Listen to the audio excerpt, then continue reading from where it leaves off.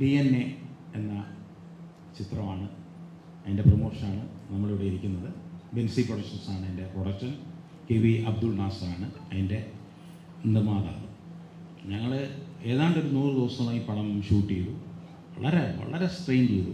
നല്ല അധ്വാനമായിരുന്നു എല്ലാ ആർട്ടിസ്റ്റുകൾക്കും ടെക്നീഷ്യൻസിനും എല്ലാം. അത് പടം കാണുമ്പോൾ മനസ്സിലാവും.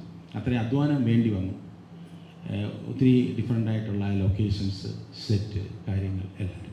അതിൻ്റെ ഭാഗ്യത്തിന് നല്ല ആർട്ടിസ്റ്റുകൾ, നമ്മുടെ ഇവിടെ മാക്സിമം സഹകരിക്കുന്ന ആർട്ടിസ്റ്റുകൾ എല്ലാവരെയും കിട്ടി. അതുപോലെ നല്ല നല്ല ടെക്നീഷ്യൻസ്, കൂടെ നിന്ന് രാവും പകലും വർക്ക് ചെയ്യാൻ പറ്റിയ ടെക്നീഷ്യൻസ് എല്ലാം കിട്ടി. അതിൻ്റെ ഓരോ ഘടകങ്ങൾ എടുത്തെടുത്ത് പറയേണ്ടതാണ്. അത് കുറേ പറയാം. ഞാനൊന്ന് സന്തോഷിൻ്റെ എൻ്റെ സ്ക്രിപ്റ്റ് റൈറ്റർ AK സന്തോഷ് അദ്ദേഹത്തിൻ്റെ കൊടുക്കാം. അദ്ദേഹം ബാക്കി പറഞ്ഞിട്ട് ബാക്കി കാര്യങ്ങളിലേക്ക് വരാം. അതിൻ്റെ ഒരു ഇൻട്രൊഡക്ഷൻ ഡയറക്ടർ പറഞ്ഞു, നാളെ റിലീസ് ആവണം, 24 മണിക്കൂർ പോലും ഇനിയില്ല, പ്രേക്ഷകരുടെ മുമ്പിലേക്ക് സിനിമ വരികയാണ് നാളെ. ഒരു ത്രില്ലർ ജോണറിൽപ്പെട്ട പടമാണ്. എന്താ പറയുക, വളരെ കുറച്ച് മണിക്കൂറുകൾ ഇനി റിലീസ് ചെയ്യുക, പ്രേക്ഷകരുടെ മുമ്പിൽ ചിത്രം എത്താനുള്ളൂ. അതുകൊണ്ട് ഞാൻ അതിൻ്റെ കൂടുതൽ ഡീറ്റെയിൽസിലേക്ക് പോകുന്നില്ല. നിങ്ങൾ ചോദിക്കുകയാണെങ്കിൽ ഞാൻ പറയാം. നമ്മൾ ഒരു ത്രില്ലർ പടം ആണ്. അതെങ്ങനെയാണ് പ്രേക്ഷകർ എടുക്കുക എന്നുള്ളത്, അസ്കറാണ് ഇതിൻ്റെ നായകൻ. ലക്ഷ്മി റജോ എന്നൊരു വളരെ പ്രധാനപ്പെട്ട ഒരു സെൻട്രൽ ക്യാരക്ടർ ഇതിലുണ്ട്, പോലീസ് കമ്മീഷണറായിട്ട്. അന്ന റജി കോശിയുണ്ട്, പത്മരാജ് രതീഷുണ്ട്, റിയാസ് ഖാനുണ്ട്. പിന്നെ ഇവിടെ വരാത്ത ഒരുപാട് ആർട്ടിസ്റ്റുകൾ ഈ പടത്തിലുണ്ട്. ഇതാണ് അതിൻ്റെ ഒരു ബേസിക് എനിക്ക് പറയാനുള്ളത്. ഇനി സംവിധായകനിലേക്ക് ഞാൻ കൊടുക്കേണ്ട ബാക്കി ഇതിൻ്റെ ഡീറ്റെയിൽസ് അദ്ദേഹം പറയട്ടെ. എന്നത് ഇപ്പോൾ ഗൗരി നന്ദയുണ്ട്. ഗൗരി നന്ദയുടെ വേറെ പ്രത്യേകത എന്ന് വെച്ചാൽ എൻ്റെ കന്യാകുമാരി എക്സ്പ്രസ് സുരേഷ് ഗോപിയുടെ നായികയായിട്ടാണ് ഗൗരി നന്ദ വന്നത്. അങ്ങനെ ഇവിടെ ഉള്ള ഒരു ബന്ധമുണ്ട് ഗൗരി നന്ദയായിട്ട്. അപ്പോൾ ഇതിൻ്റെ ബാക്കി എന്താണെന്ന് ചോദിച്ചാൽ ഓരോരുത്തരെ കൊടുത്ത് ഓരോരുത്തർ ആൻസർ പറയാം. ബാക്കി ടെക്നീഷ്യൻസിൻ്റെയും ബാക്കി ആർട്ടിസ്റ്റുകളുടെയും ക്യാരക്ടേഴ്സിൻ്റെ ഡീറ്റെയിൽ പറയാം. എന്താണെന്ന് ചോദിച്ചു കഴിഞ്ഞാൽ അസ്കറുണ്ട്, എല്ലാവരും ഉണ്ട് ഇവിടെ.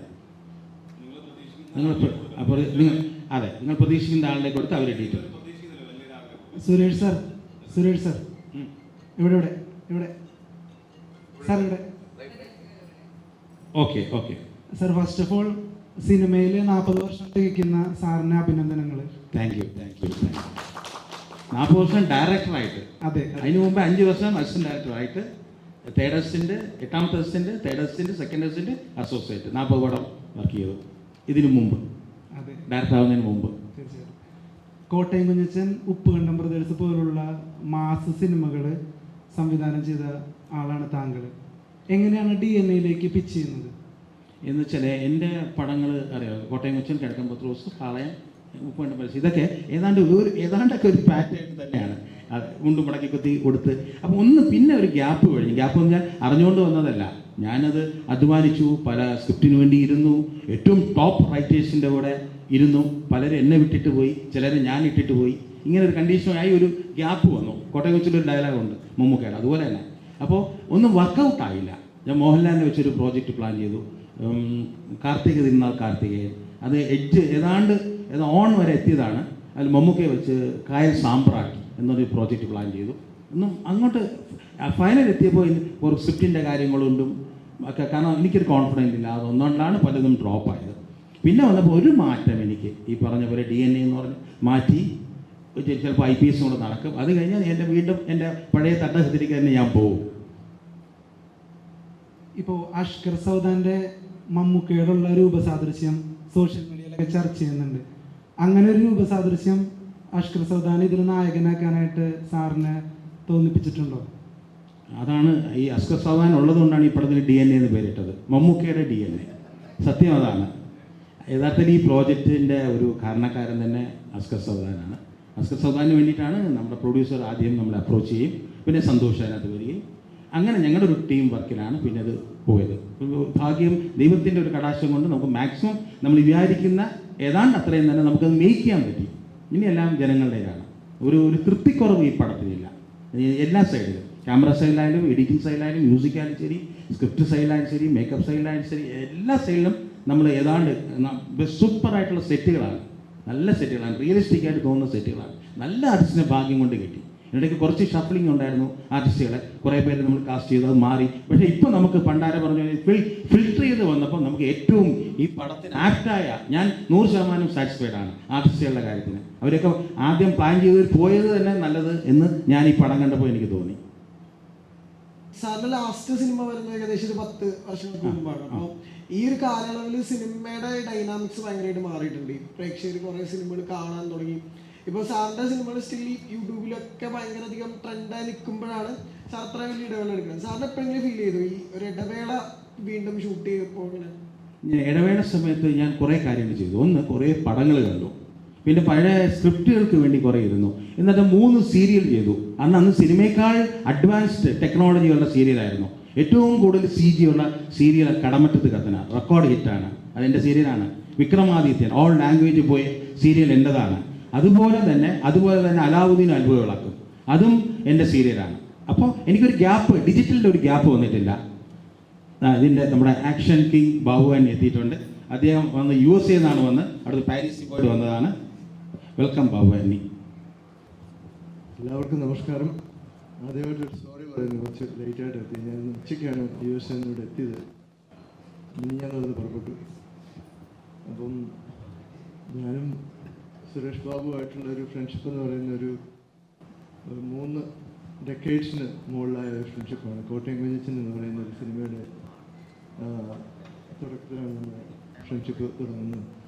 അപ്പോൾ എന്നോട് സുരേഷ് ഗോപിയാണ് നമ്മളെ പരിചയപ്പെടുത്തിയത്. അപ്പോൾ ഇങ്ങനെ സുരേഷ് ബാബു എന്നോട് പറഞ്ഞു ഒരു പടം സാധനം വെച്ചിട്ട് ചെയ്യുന്നുണ്ട്, അപ്പോൾ അതിലൊരു വേഷം ചെയ്യണമെന്ന്. ഞാൻ സന്തോഷമായിട്ട് അത് സ്വീകരിച്ചു. അങ്ങനെയാണ് ഞാൻ ഈ പ്രോജക്റ്റിലേക്ക് വരുന്നത്. അപ്പോൾ സുരേഷ് ബാബു എന്ന് പറഞ്ഞാൽ നമുക്ക് പലപ്പോഴും നമ്മൾ പല ആൾക്കാരും ചിന്തിക്കാറുണ്ട്, പണ്ടത്തെ അല്ലെങ്കിൽ പണ്ട് മുതലുള്ള ഡയറക്ടേഴ്സ് ടെക്നിക്കലി ഒട്ടും അപ്ഡേറ്റഡ് അല്ല എന്നുള്ളൊരു ചിന്തയൊക്കെ വരുന്നുണ്ട്. പക്ഷേ നമ്മൾ കന്യാകുമാരി എക്സ്പ്രസ്സിൽ 15 കൊല്ലം 12 വർഷത്തോളം അന്ന് ഞാൻ ഹെലികോപ്റ്ററിൽ ഇറങ്ങുന്ന ഒരു സീക്വൻസ് ഉണ്ട്. സത്യത്തിൽ ഞാൻ ഹെലികോപ്റ്റർ കണ്ടിട്ടേ ഇല്ല. ആകെപ്പാടെ അന്ന് ലൊക്കേഷൻ ഉണ്ടായിരുന്നത് ഒരു പ്രൊപ്പലർ പോലത്തെ ഒരു ഫാനാണ്. അന്നത്തെ ലിമിറ്റഡ് ആയിട്ടുള്ള ഗ്രാഫിക് ടെക്നിക്കുകൾ ഉപയോഗിച്ച്, അന്ന് ഒരു ബ്ലൂ മാറ്റോ അല്ലെങ്കിൽ ഗ്രീൻ മാറ്റോ ഒന്നുമില്ലായിരുന്നു. അന്ന് അത്ര അഡ്വാൻസ്ഡ് ആയിരുന്നു സുരേഷ് ബാബു. അന്ന് ആ സീക്വൻസ് ഷൂട്ട് ചെയ്ത് ഞാൻ കണ്ടപ്പോൾ തന്നെ അത്ഭുതപ്പെട്ടു പോയി. ഞാൻ ഹെലികോപ്റ്ററിൽ വന്ന് ഇറങ്ങി നടന്ന് വണ്ടിയിൽ കയറി പോകുന്നൊരു സീക്വൻസാണ്. അപ്പം എനിക്ക് അവന് പ്രൊപ്പലറൊക്കെ കാണാം. ഞാൻ ബാബുവിനോട് ചോദിച്ചിട്ട് എങ്ങനെ ഒപ്പിച്ചെടുത്തെന്ന് ചോദിച്ചു. അപ്പോൾ അതുപോലെ ടെക്നിക്കലി അതുപോലെ അഡ്വാൻസ്ഡ് ആണ്, അപ്ഡേറ്റഡ് ആണ് നമ്മുടെ ഒരുപാട് പണ്ട് മുതലുള്ള ഡയറക്ടേഴ്സും സിനിമാറ്റോഗ്രാഫേഴ്സും ഒക്കെ. അപ്പോൾ സന്തോഷമുണ്ട് ഇതിനകത്തൊരു ക്യാമിയാണെങ്കിലും ചെയ്യാൻ സാധിച്ചതിൽ, നിങ്ങളോടെല്ലാവരും കൂടെ സഹകരിച്ച് വർക്ക് ചെയ്യാൻ സാധിച്ചതിൽ സന്തോഷമുണ്ട്. ഒരു ജെറ്റ് ലാഗ് ഉണ്ട്, അതാണ് ചെറിയൊരു കുഴച്ചിൽ വരുന്നത്. Thank you so much. ആരെയും വേണ്ട, റിയാസ് ഖാൻ്റെ കൊടുക്കട്ടെ. അസ്കറിൻ്റെ റിയാസ് ഖാൻ്റെ കൊടുക്കാം. അതിനുവേണ്ടി പ്രതീക്ഷിച്ചിരിക്കുകയാണ്. അദ്ദേഹത്തിന് കൊടുക്കാം. റിയാസിക, ആദ്യം നമസ്കാരം. വന്നിരിക്കുന്ന എല്ലാ social media, all online, all promoters, all നമ്മളുടെ മീഡിയ ആൾക്കാർക്ക് വന്ന് താങ്ക് യു. ആൻഡ് നിങ്ങളിത് വലിയൊരു ലെവലിലേക്ക് നിങ്ങളിത് എത്തിച്ചേർക്കണമെന്നാണ് എൻ്റെ പ്രാർത്ഥന. പറഞ്ഞു റിയാസ് ഖാൻ, എന്താണ്? റിയാസിക, അടിച്ചു കയറി വാ ഓക്കെ, ഭയങ്കര വൈറലാണ്. ഓക്കെ, അടിച്ചു കയറി വാക്ക് മുമ്പുള്ള റിയാസ് ഖാനും ഓക്കെ, അടിച്ചു കയറി വാക്ക് ശേഷമുള്ള റിയാസ് ഖാനും എങ്ങനെ വ്യത്യാസപ്പെട്ടിരിക്കുന്നു? ഒരു വ്യത്യാസമില്ല. ആരാധകര്, ഉറങ്ങിക്കിടക്കുന്ന ആരാധകര് പുറത്തൊന്നും തോന്നുന്നുണ്ടോ? അങ്ങനെയൊന്നുമില്ല. എല്ലാവർക്കും എപ്പോഴും ഇഷ്ടമായിരുന്നു, ഇപ്പോൾ കൂടുതൽ ഇഷ്ടം. ഓക്കെ, അത്രേ ഉള്ളൂ. വേറെ ഒരു വ്യത്യാസവുമില്ല. എപ്പോഴും കേരളത്തിൽ കുറേ ഫാൻ ബേസ് ഉണ്ടായിരുന്നു എനിക്ക്. എല്ലാവരും 2 കൈ കൊണ്ട് സ്വീകരിക്കുന്നതാണ്. അതിപ്പോഴും അതേപോലെ തന്നെ. അതിൽ അടിച്ചു കയറുക ഒരു എക്സ്ട്രാ ബൂസ്റ്റ്, അത്രേ ഉള്ളൂ. ഒരു ബൂസ്റ്റ്, ഒരു പുഷ്, ബാക്കിൽ നിന്ന് ചെറിയ പുഷ്. അത് ഭയങ്കര സന്തോഷമുണ്ട്. ആദ്യം ഈ DNA ഒരു ദിവസം ഒരു ലേറ്റ് ഈവനിങ് എനിക്ക് വിളി വരുന്നത് ത്രൂ ഡിക്സൺ. സന്തോഷമായിട്ടുള്ള വിളിയാണ് വരുന്നത്. ഞാനും സന്തോഷമായിട്ടും തമ്മിൽ like we are like friends. നമ്മൾ കുറേ കാര്യങ്ങൾ ഞങ്ങൾ ഷെയർ ചെയ്യുന്നതാണ്. അങ്ങനെ സന്തോഷമായിട്ടും വിളിച്ചു. സന്തോഷമായിട്ടും ഒരു കാര്യമുണ്ട്, എല്ലാം ഫുള്ളായിട്ട് പറയില്ല, ഒരു സസ്പെൻസ് കൊണ്ട് നിർത്തും. പറഞ്ഞിട്ട് നിർത്തും. അപ്പോൾ ഇനിയും കൂടി എന്താ അത് കഴിഞ്ഞ് സന്തോഷേട്ടാ അത് കഴിഞ്ഞ് പറയും. അപ്പോൾ അത് കഴിഞ്ഞിട്ട് പറയാം അപ്പോൾ ഇത്രയേ ഉള്ളൂ എന്ന് പറയും. ഭയങ്കര സസ്പെൻസാണ് എല്ലാത്തിലും. അപ്പോൾ പിന്നെ ഞാൻ ചോദിക്കുന്നത് സാർ സോ ഇങ്ങനെയാണ് തുടങ്ങിയത്. എനിക്ക് ബെൻസി പ്രൊഡക്ഷൻസ് ആണോ സാറാണോ ഡയറക്ഷൻ ചെയ്യുന്നത് എനിക്കൊന്നും അറിയില്ല. ദെൻ സാറിൻ്റെ പേര് പറയുന്നു. സാറിന് ഞാൻ വലിയ ഫാനാണ്.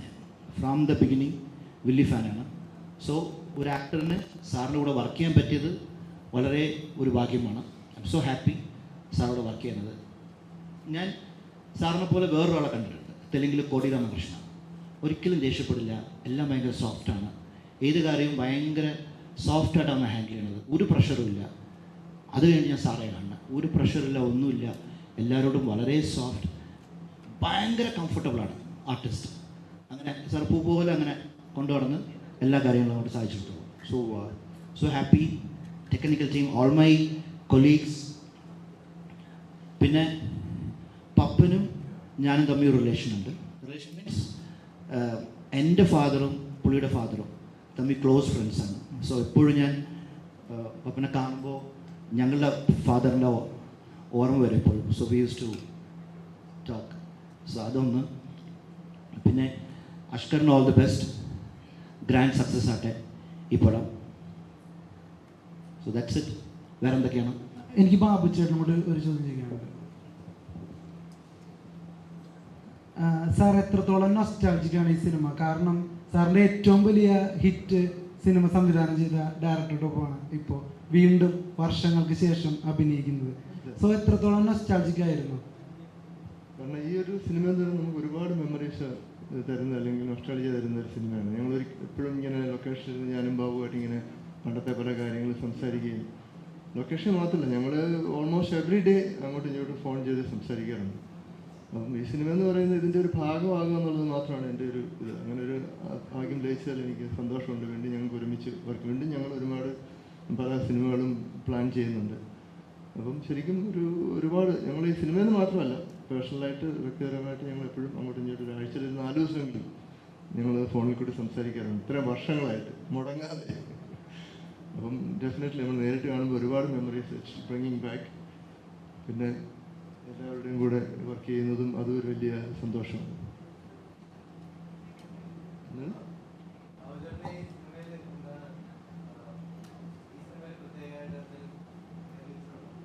ശരിക്കും ഒരു കാമ്യമാണ്.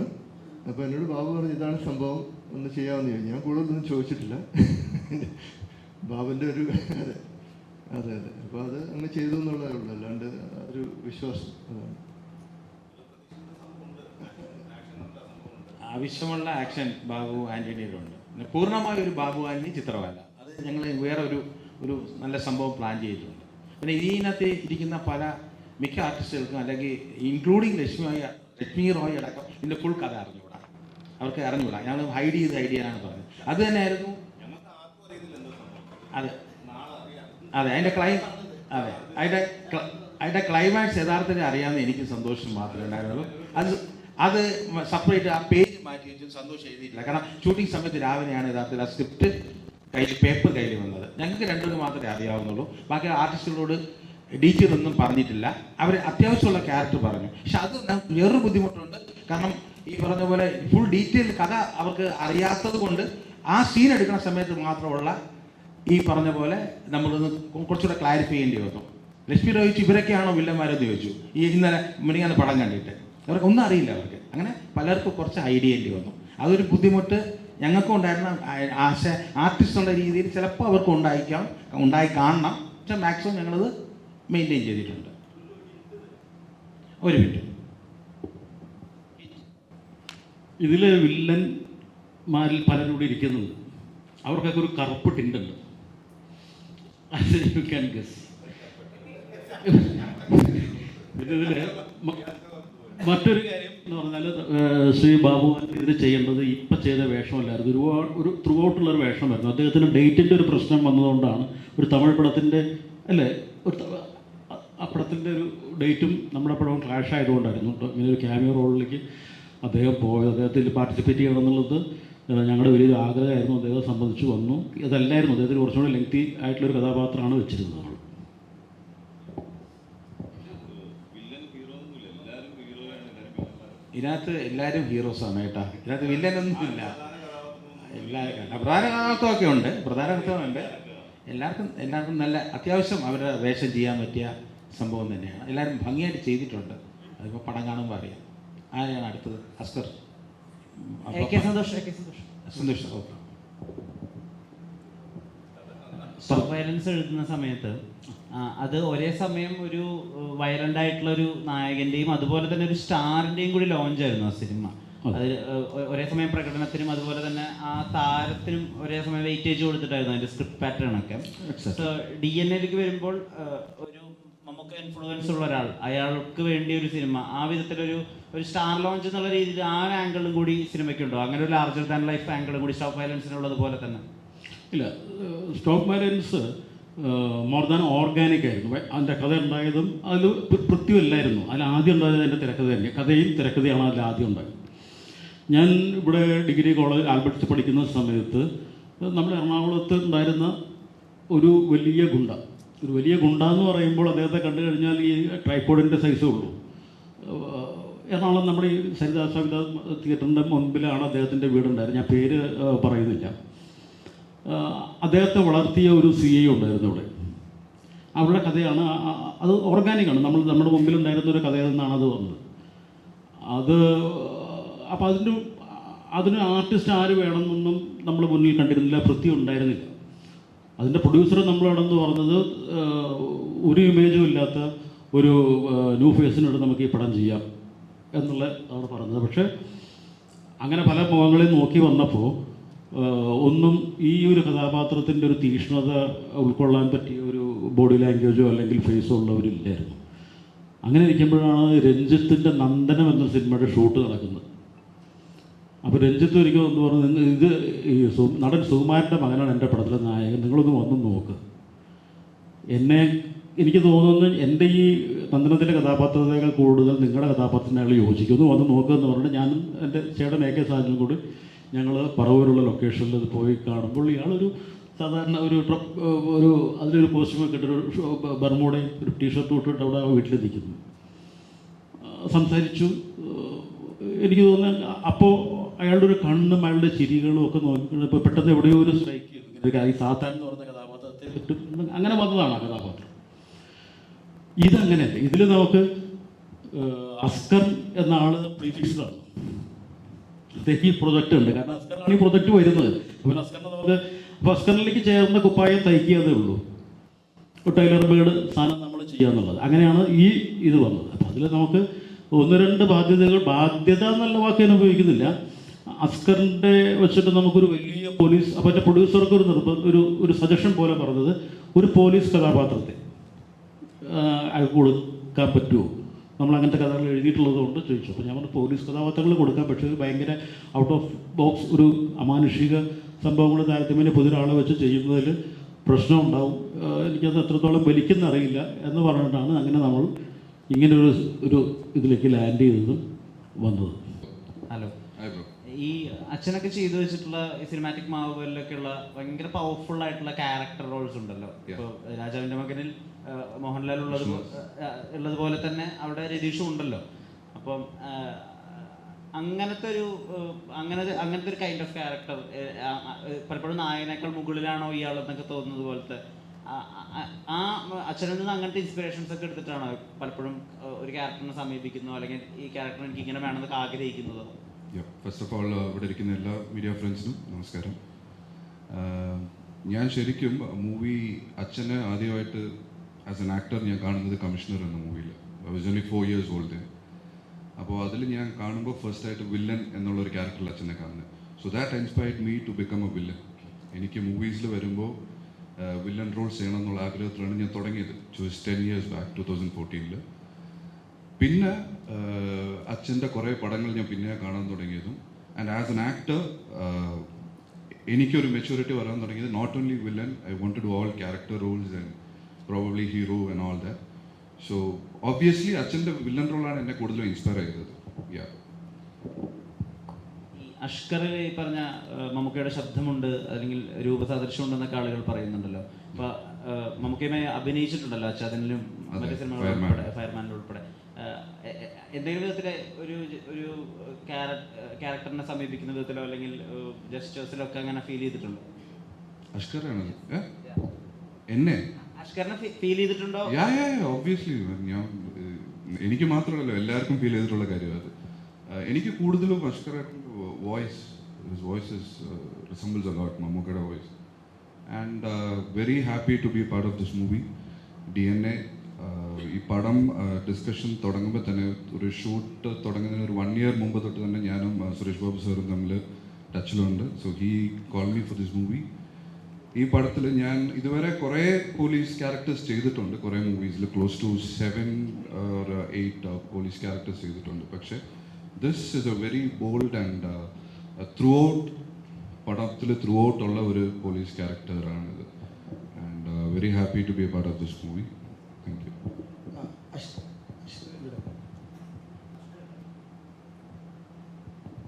ആണോ? ഓക്കെ. ഇതൊക്കെ കുറേ കമ്പാരിസണൊക്കെ വരും. പക്ഷേ അഷ്കറിനായിട്ടുള്ള സ്റ്റൈലുണ്ട്, പുള്ളിയായിട്ട് ഉള്ളൊരു പെർഫോമൻസ് ഉണ്ട്, ഒരു തനിത്വമുണ്ട്. അത് നിങ്ങൾക്ക് കാണാൻ പറ്റും പടം റിലീസാകുമ്പോൾ. And he will rock in his own style, in his own way. ആരും അതിൻ്റെ ഇതിൽ വരില്ല, കമ്പാരിസണിൽ വരില്ല. അഷ്കർ, ഇപ്പോൾ ഈ സിനിമ ഓണാകുമ്പോൾ തൊട്ട് അഷ്കർ ഉണ്ടല്ലോ, അപ്പോൾ ഇതിൻ്റെ ഒരു ജേർണിയും ഇതിൻ്റെ ഒരു ക്യാരക്ടറിൻ്റെ അടക്കം ഇമോഷൻ ട്രാൻസ്ഫോർമേഷൻ ഭയങ്കരമായിട്ട് മനസ്സിലേക്ക് എടുത്തിട്ടുള്ള ആളുകൂടെ. ശരിക്കും ഒരു ആക്ടർ ഫസ്റ്റ് ഈ പ്രൊജക്റ്റിലേക്ക് വരുമ്പോൾ ഉണ്ടാകുന്ന ഒരു അഡ്വാൻറ്റേജിനെ കുറിച്ച് എങ്ങനെയാണ് മനസ്സിലാക്കിയിട്ടുള്ളത്? അഡ്വാൻറ്റേജ് എന്നോ നമ്മൾ പ്ലാൻ ചെയ്തോ വന്നതല്ല. എനിക്കെൻ്റെ പ്രൊഡ്യൂസർ ഓഫർ ചെയ്തു, ഒരു സിനിമ ഞാൻ ചെയ്തു തരാം, നിനക്ക് എന്തോ അഭിനയിക്കാനൊക്കെ അറിയാമെന്ന് എനിക്ക് തോന്നുന്നു. എൻ്റെ പ്രൊഡ്യൂസർ പറഞ്ഞു, അദ്ദേഹമാണ് എനിക്കൊരു ഓഫർ തന്നത്. ആ ഓഫർ തന്നതിൽ ഞാൻ ബാബു സാർ എന്നെ സപ്പോർട്ട് ചെയ്തു. കാരണം ഞാൻ ബാബു സാറിൻ്റെ ഒരു കുറേ വർഷങ്ങൾ മുമ്പ് ഒരു ഷോർട്ട് ഫിലിം അഭിനയിച്ചിട്ടുണ്ട്. അദ്ദേഹത്തിനോട് കന്യാകുമാരി എക്സ്പ്രസ് എന്ന് പറയുന്ന പടത്തിൽ ഒരു ചെറിയ വേഷം ചെയ്തിട്ടുണ്ട്. അങ്ങനെ ഗൗരിനന്ദ ഞങ്ങളൊരു ഫാമിലിയാണ്. കാരണം ഞാൻ എൻ്റെ ചേട്ടനോ അച്ഛനോ എൻ്റെ എല്ലാം ആണ്. കാരണം ഞാൻ ഈ പ്രൊഡ്യൂസറുടെ അടുത്തുനിന്ന് അദ്ദേഹത്തെ കാണാൻ പോയത്, ട്രിവാൻഡ്രത്ത് അദ്ദേഹത്തെ കാണാൻ പോയി. അദ്ദേഹത്തോട് ഞാൻ ചോദിച്ചു, സാറേ എനിക്കൊരു സ്ക്രിപ്റ്റ് വേണം, ഒരു പോലീസ് സ്റ്റോറിയാണ്. അപ്പോൾ പറഞ്ഞ്, പക്ഷേ മോനെ അതിൻ്റെ നമുക്ക് സ്ക്രിപ്റ്റ് റെഡിയാക്കാം, നമുക്ക് സ്ക്രിപ്റ്റ് റെഡിയാക്കാം, ഒരു പണി ചെയ്താലോ, നല്ല പ്രൊഡ്യൂസറാണോ, എന്താ സെറ്റപ്പ്, നിന്നെ അങ്ങ് നായകനാക്കിയതെന്ന് ചോദിച്ചു. അപ്പോഴെൻ്റെ കിളിയൊക്കെ പോയി. നായകനാക്കി ഇത്രയും വലിയൊരു ഡയറക്ടർ നമ്മൾ ഇത്ര സ്വപ്നം കണ്ട. കാരണം കോട്ടയം കുഞ്ഞച്ചൻ സിനിമ ഞാൻ വീട്ടിൽ നിന്ന് രഹസ്യമായിട്ട് കണ്ട് പോയതിൻ്റെ അടിയും വഴക്കും ഒക്കെ എനിക്ക് പറയാം. അന്ന് എനിക്കറിയത്തില്ലല്ലോ ഇദ്ദേഹം, അന്ന് ആ സമയത്ത് കെ സുരേഷ് ബാബു സാറാണോ അങ്ങനെ അറിയാവുന്നൊരു പക്വത ഇല്ലായിരുന്ന സമയത്ത് പോയി അടിമേടിച്ചാണ്. ആ ഒരു ഡയറക്ടർ പടത്തിൽ ഞാൻ അഭിനയിക്കുന്നു. അതുപോലെ ഉപ്പുകണ്ട പ്രദേശത്ത്, കൂടിക്കാഴ്ച എന്നൊക്കെ പറഞ്ഞ സിനിമയിൽ വലിയ ഹീറോ ആയ ബാബുരാൻ സാറുണ്ട്. അതുപോലെ ഞാൻ ഫസ്റ്റ് റിയാസ് ഖാനെ കണ്ടപ്പോൾ ഞാൻ പറഞ്ഞത്, റിയാസ് ഖാൻ ജലോത്സവത്തിൽ ഞാൻ പറഞ്ഞിരുന്നു, ഫസ്റ്റ് കണ്ടപ്പോൾ പറഞ്ഞു അടിച്ച് കയറി വാടാ, എനിക്ക് ഭയങ്കര ഇഷ്ടം. ഞാനന്ന് പറഞ്ഞില്ല, നുണ പറയല്ലോ കേട്ടോ. ഞാൻ ഫസ്റ്റ് റിയാസ് ഖാനെ കണ്ടപ്പോൾ പറഞ്ഞു, റിയാസ് ഖാൻ ഞാൻ നിങ്ങളുടെ ഭയങ്കര എനിക്ക് ഭയങ്കര ഇഷ്ടമാണ് കേട്ടോ. പിന്നെ മറ്റേ സംഭവം ബാലേട്ട അങ്ങനെ. അപ്പോൾ ഇവരെ ഇത്ര സീനിയർ ആൾക്കാരുടെ കൂടെ അവരെ കൂടെ നമുക്ക് വർക്ക് ചെയ്യാൻ പറ്റുമല്ലോ, അത് ദൈവത്തിൻ്റെ ഒരു വലിയൊരു അനുഗ്രഹമാണ്. അതുപോലെ AK സന്തോഷ് സാറിനെ പോലെ ഇത്രയും വലിയൊരു സ്ക്രിപ്റ്റ് റൈറ്റർ, അദ്ദേഹത്തിൻ്റെ കൂടെ വർക്ക് ചെയ്യാൻ പറ്റി. അതുപോലെ നമ്മുടെ നായിക ഹന്ന റജി കോശി, കൂമലിനൊക്കെ അടിച്ചു പൊളിച്ച് വലിയ നായിക.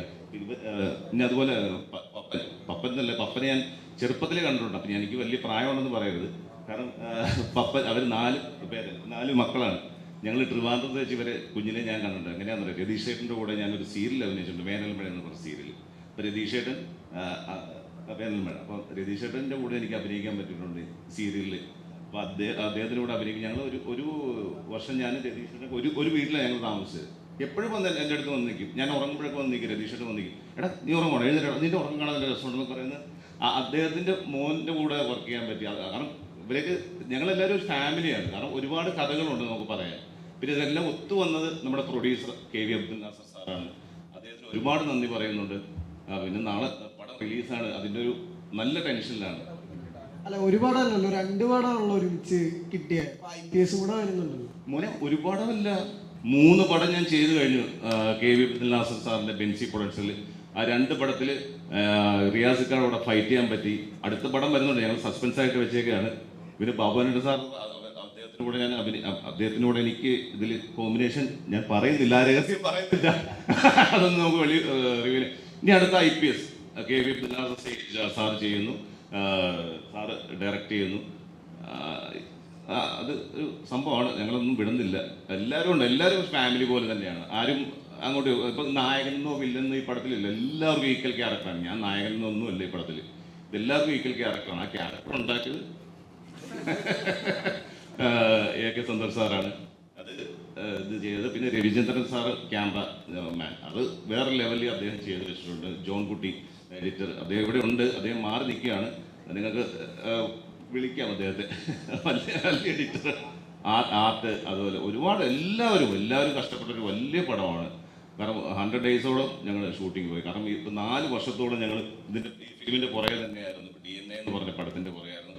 ഓരോ ക്യാരക്ടേഴ്സും ഞാൻ സംസാരിക്കുമ്പോഴും AK സന്തോഷ് സാറ് പറയുമ്പോഴും നമ്മൾ ഓരോ ക്യാരക്ടേഴ്സ് പറയും ഇങ്ങനെ ചെയ്യാം എന്ന് പറയും. റായലക്ഷ്മി ഈ പടത്തിൽ വന്നപ്പോഴും ഞാൻ സാറ് പറയുമ്പോൾ ഞാൻ സജസ്റ്റ് ചെയ്തിരുന്നു, സാറേ നമുക്ക് റായലക്ഷ്മി, സാറ് പറയുമ്പോൾ ഓരോ ക്യാരക്ടർ, അത് എല്ലാം സപ്പോർട്ട് ചെയ്ത് ഞങ്ങളുടെ പ്രൊഡ്യൂസറാണ്.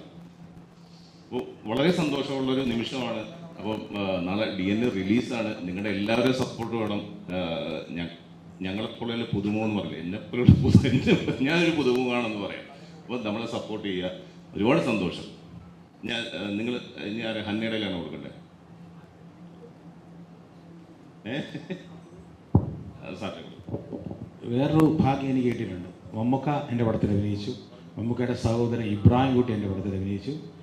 അദ്ദേഹത്തിൻ്റെ അനിയൻ സക്രിയ, അദ്ദേഹം എൻ്റെ പടത്തിൽ അഭിനയിച്ചു. അത് അച്ചു അഭിനയിച്ചു.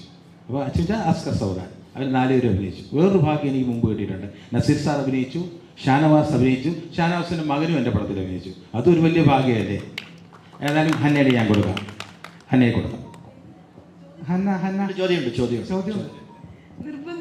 ചോദിച്ചോളൂ. രണ്ടുപേരോട് ചോദിക്കാനുണ്ട്, ഗൗരി നന്ദയോടും ഹന്നയോടും ചോദിക്കാനുണ്ട്. ഈ സിനിമയിൽ ലേഡി ക്യാരക്ടേഴ്സിന്റെ ഇമ്പോർട്ടൻസിനെ കുറിച്ച് ഒന്ന് പറയാമോ? അത് മാത്രമല്ല, നിങ്ങൾ 2 പേരിൽ ഏതെങ്കിലും ഒരാളാണോ ഈ സിനിമയിലെ വില്ലത്തി? അതായത് ഈ സിനിമയിൽ ഇപ്പൊ പോസ്റ്റർ കാണുമ്പോൾ അറിയാം, നമുക്ക് പോസ്റ്ററിൽ കുറെ കഥാപാത്രങ്ങളുണ്ട്. അല്ലാണ്ടും സിനിമയുടെ കാസ്റ്റ് നോക്കുവാണെങ്കിൽ അറിയാം, ഈച്ച് ആൻഡ് എവറി ക്യാരക്ടർ, അതായത് എല്ലാം നോൺ ആർട്ടിസ്റ്റുകളാണ് ചെയ്തിരിക്കുന്നത്. അതായത് ന്യൂബി ആയിട്ടുള്ള ഫ്രഷ് ഫേസസ് വളരെ കുറവാണ്. സുരേഷ് സാറിന് ഒത്തിരി കോൺടാക്ട്സ് ഉണ്ട്. അപ്പം ആരെ വിളിച്ചാലും they are all willing to act in his movie. കാരണം അത്ര ഫ്രണ്ട്ലി ഒരു ഡയറക്ടറാണ്. നമുക്ക് വീണ്ടും നമുക്ക് അഭിനയിക്കാൻ തോന്നും. അതുകൊണ്ട് തന്നെ സാറ് നേരത്തെ ചെയ്ത മൂവീസിലെ ആക്ടേഴ്സിനെ ഒരു സീനാണെങ്കിലും അല്ലെങ്കിൽ ഒരു ചെറിയൊരു 1 ഷോട്ടിനാണെങ്കിലും വിളിച്ചാൽ പോലും എല്ലാവരും ഹാപ്പി ആയിട്ട് ഈ മൂവിയിൽ വരും. സോ ഇപ്പം ഈ ചോദ്യം ഞാനാണോ, ഗൗരിയാണോ, അഷ്കറാണോ, റിയാസ് ഖാനാണോ, അല്ലെങ്കിൽ ബാബു സാറാണോ, ആരാണെങ്കിലും I won't tell, no one can tell also. Because ഈ പ്രോജക്റ്റിൻ്റെ ട്രീറ്റ്മെൻറ്റ് സുരേഷ് സാറും AK സാറിൻ്റെ ട്രീറ്റ് ചെയ്തിരിക്കുന്ന രീതി ഇൻ എ വേ ദാറ്റ് നമുക്ക് എല്ലാവരെയും സസ്പെക്റ്റ് ആയിട്ട് തോന്നും. ആദ്യം കാണുമ്പോൾ തോന്നും റായലക്ഷ്മിയാണ് സസ്പെക്ട് എന്ന്, പിന്നെ തോന്നും അഷ്കറാണ്, പിന്നെ റിയാസ് ഖാനാണ്, പിന്നെ ഞാനാന്ന് തോന്നും, ഗൗരിയാന്ന് തോന്നും, ബാബു സാറാന്ന് തോന്നും, പപ്പ തോന്നും. എല്ലാവരെയും നമുക്ക് സസ്പെക്റ്റ് ആയിട്ട് തോന്നും. ആരാണ്? അപ്പം നമ്മൾ ആക്ച്വലി സുരേഷ്, അതെ, സാറാണ് മെയിൻ വില്ലൻ. ആക്ച്വലി ഷൂട്ടിംഗ് സെറ്റിൽ കോമഡി എന്ന് പറഞ്ഞാൽ ഞാൻ സാറിനോട് എന്തും ചെന്ന് ചോദിക്കും, സാർ സത്യം പറഞ്ഞാൽ ആരോടും പറയത്തില്ല, എൻ്റെ അടുത്ത് പറ, ആരാണ്, ഞാനാണോ അല്ലെങ്കിൽ അഷ്കറാണോ അല്ലെങ്കിൽ റായജിയാണോ, ആരാണ് ഒന്ന് പറഞ്ഞാൽ. അപ്പം സാറ് വേറെ ആളുടെ പേര് പറഞ്ഞു തരും. അപ്പം ഞാൻ വിചാരിക്കും അതാണ്. കുറച്ച് കഴിയുമ്പോൾ എനിക്ക് മനസ്സിലാവും അതല്ല, പിന്നെ ആരാണ്. I mean it is A process. അവസാനം എനിക്കൊരു ഡൗട്ടായിരുന്നു, ഞാനാണോ അഷ്കറാണോ സാറ് തന്നെയാണോ, എല്ലാം ഡൗട്ടായിരുന്നു. സോ അങ്ങനെയാണ് ഇതിൻ്റെ ട്രീറ്റ്മെൻറ്റ് പോയിരിക്കുന്നത്. So I am very happy because അങ്ങനൊരു പ്ലോട്ട് കൊണ്ടുപോയിരിക്കുന്നത് കൊണ്ട് ഓഡിയൻസിന് അത് എൻഗേജിങ് ആയിരിക്കും. അതാണ് ഈ പ്രോജക്റ്റിൻ്റെ ഒരു ഹുക്ക് എന്ന് പറയുന്നത്. സോ ലെറ്റ്സ് സീ, നാളെ റിലീസാവാണ് അല്ല, എല്ലാവരും പോയി കണ്ടിട്ട് അഭിപ്രായം പറയാം. എന്നിട്ട് യു ഷുഡ് ടെൽ ഞാനാണോ ഗൗരിയാണോ അഷ്കറാണോ AK സാറാണോ ഇല്ലെന്ന്, കേട്ടോ? എന്തോ ഓക്കെ അത് ബാക്കി അഷ്കർ പറയും. നമ്മുടെ സിനിമ ഡീറ്റെയിൽസ് പറഞ്ഞു. ഗൗരി നദിയാണ് കേട്ടോ വില്ലൻ. അതുപോലെ നമ്മുടെ മ്യൂസിക് ചെയ്തിരിക്കുന്ന ഷസാറാണ്. ഒരു സുകന്യ, നമ്മുടെ സുകന്യ മാഡം ആണ് ഇതിൽ ഒരു പാട്ടിൻ്റെ ലിറിക്സ് എഴുതിയിരിക്കുന്നത്. സുകന്യ അറിയാലോ, അവർ നമ്മുടെ പടത്തിൽ, നമ്മുടെ മലയാള സിനിമയിലും എല്ലായിടത്തും നല്ലൊരു ആർട്ടിസ്റ്റാണ്. സുകന്യ മാഡത്തിൻ്റെ ഒരു സ്ക്രിപ്റ്റ് റൈറ്റർ, അല്ല സോറി ലിറിക്സ്.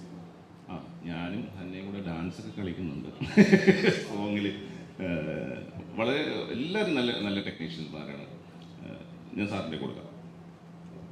ഇതിനകത്ത് എഡിറ്റിംഗ് ഒരു വളരെ ഇമ്പോർട്ടൻറ്റ് തിങ് ആണ്. അത് പടം കാണുമ്പോൾ അറിയാം. കാരണം ഇതൊരു മൊത്തം എടുത്തിട്ട് വീണ്ടും ഒരു സിനിമ നമ്മൾ എഡിറ്റിങ്ങിൽ ഉണ്ടാക്കി ഈ പടം. അതുകൊണ്ട് ജോൺ കുട്ടി വളരെ ഹാർഡ് വർക്ക് ചെയ്തു. അത് re recording, extra ordinary re recording ആണ്. പ്രകാശ് അലക്സ് അദ്ദേഹം ചെയ്തു. അനീഷ് പെരുമ്പിലാവ് പ്രാന്ത് പിടിച്ചു പുള്ളിക്ക് അത്രയും ഈ വർക്ക് ചെയ്തിട്ട്. എന്നാൽ അത്രയും ബുദ്ധിമുട്ടി അനിൽ മേടയിൽ എൻ്റെ ബ്രദർ പോലെയുള്ളതാണ് പുള്ളി, ഒരു അസോസിയേറ്റ് ഡയറക്ടർ. ബാക്കി എല്ലാം നല്ല ടെക്നീഷ്യൻസാണ് വർക്ക് ചെയ്തത്. നാഗരാജൻ, കോസ്റ്റ്യൂമർ നാഗരാജൻ, വർഷങ്ങളോളം എനിക്ക് തോന്നുന്നത് എൻ്റെ ഒത്തിരി പടങ്ങൾ 10-30 വർഷമായിട്ടുള്ള ബന്ധവും കാര്യമുണ്ട്. അദ്ദേഹമാണ് കോസ്റ്റ്യൂമർ. എല്ലാം നല്ല ഹൈ ടെക്നീഷ്യൻസ് നമുക്ക് ഇതിനകത്ത് കിട്ടിയെന്നുള്ളൊരു ഭാഗ്യമാണ്. ഗൗരിയുടെ കൊടുക്കാം. ഗൗരി നന്ദ. നമസ്കാരം എല്ലാവർക്കും. അയ്യപ്പനും കോശി എന്നുള്ള സിനിമയിലെ അഭിനയത്തിന് ബെസ്റ്റ് ക്യാരക്ടർ ആർട്ടിസ്റ്റിനുള്ള സ്റ്റേറ്റ് അവാർഡ് കിട്ടിയതാണ്. എനിക്ക് സ്റ്റേറ്റ് അവാർഡ് കിട്ടിയില്ല, ഫിലിം ഫെയറും സൈമയാണ് കിട്ടിയത്. അതില് സ്റ്റേറ്റ് അവാർഡ് കിട്ടിയത് എനിക്ക് വോയിസ് ചെയ്ത കുട്ടിക്കാണ്, റിയയ്ക്ക്. സിനിമയ്ക്ക് കിട്ടിയിരുന്നു, സിനിമയ്ക്ക് നാഷണൽ അവാർഡ് വരെ കിട്ടിയിരുന്നു. ഈ സിനിമയിലെ കഥാപാത്രത്തെ കുറിച്ചൊന്ന് പറയാമോ? ഇതിലെ ക്യാരക്ടർ ഒരു പോലീസ് ഓഫീസർ ക്യാരക്ടറാണ്. ഏറ്റവും കൂടുതൽ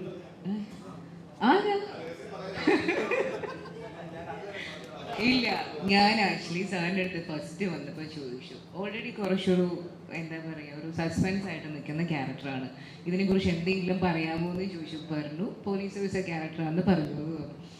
സത്യം പറഞ്ഞാൽ വില്ലത്തി ആരാണെന്നോ അല്ലെങ്കിൽ വില്ലൻ ആരാണെന്നോ ഇതിനൊക്കെ അറിയുന്നതെന്നോ എനിക്കറിയില്ല. കാരണം സന്തോഷേട്ടൻ പോലും ഈ പറഞ്ഞ പോലെ കുറച്ച് കാര്യങ്ങളാണ് പറഞ്ഞേക്കുന്നത്. ഈവൻ സാറിൻ്റെ പുറകെ നടന്നിട്ടുണ്ട്. മെയിൻ തിങ് എന്ന് വെച്ച് കഴിഞ്ഞാൽ ഞാൻ സ്ക്രിപ്റ്റ് വായിച്ചിട്ട് ക്യാരക്ടേഴ്സ് ചെയ്യുന്ന ആളാണ്. ഇവിടെയാണ് ഒന്നും പറ്റാണ്ട്. എന്താണെന്ന് വെച്ച് കഴിഞ്ഞാൽ സാറിൻ്റെ മൂവിൽ കൂടിയാണ് ഹീറോയിനായിട്ട് ഞാൻ തുടങ്ങുന്നത്. അതിൽ ആൻറ്റി ഹീറോ ആണ് ഇരിക്കുന്നത്, അതിലുണ്ടായിരുന്നൊരു വില്ലനാണ് അവിടെ ഇരിക്കുന്നത് നായകനായിട്ട്.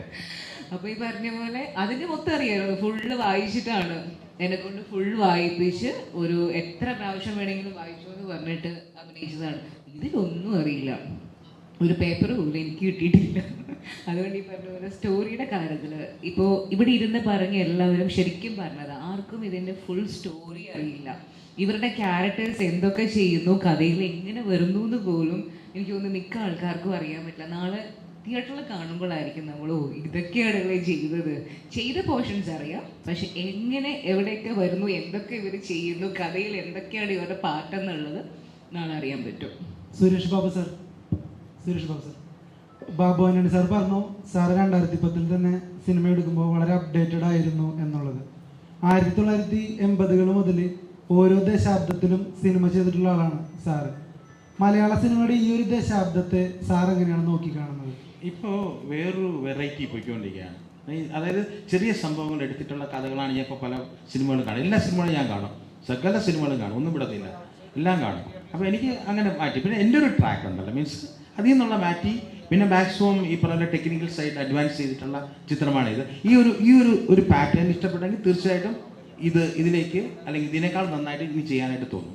ഇപ്പോൾ എല്ലാ പടങ്ങളും ഹിറ്റല്ലേ, മിക്ക പടങ്ങളും ഹിറ്റല്ലേ, എല്ലാം അതിൻ്റെ വെറൈറ്റി ഓരോരുത്തരുടെ അവരെ ബുദ്ധിയിൽ ഉദിച്ച കാര്യങ്ങൾ നല്ലത്. എൻ്റെ ഒരു വേ ഓഫ് സ്റ്റൈല് വേറെയാണ്. അത് സക്സസ് ആകുവാണെങ്കിൽ തീർച്ചയായിട്ടും നമ്മൾ വീണ്ടും നമ്മളത് ചെയ്യാനായിട്ട് നിൽക്കും.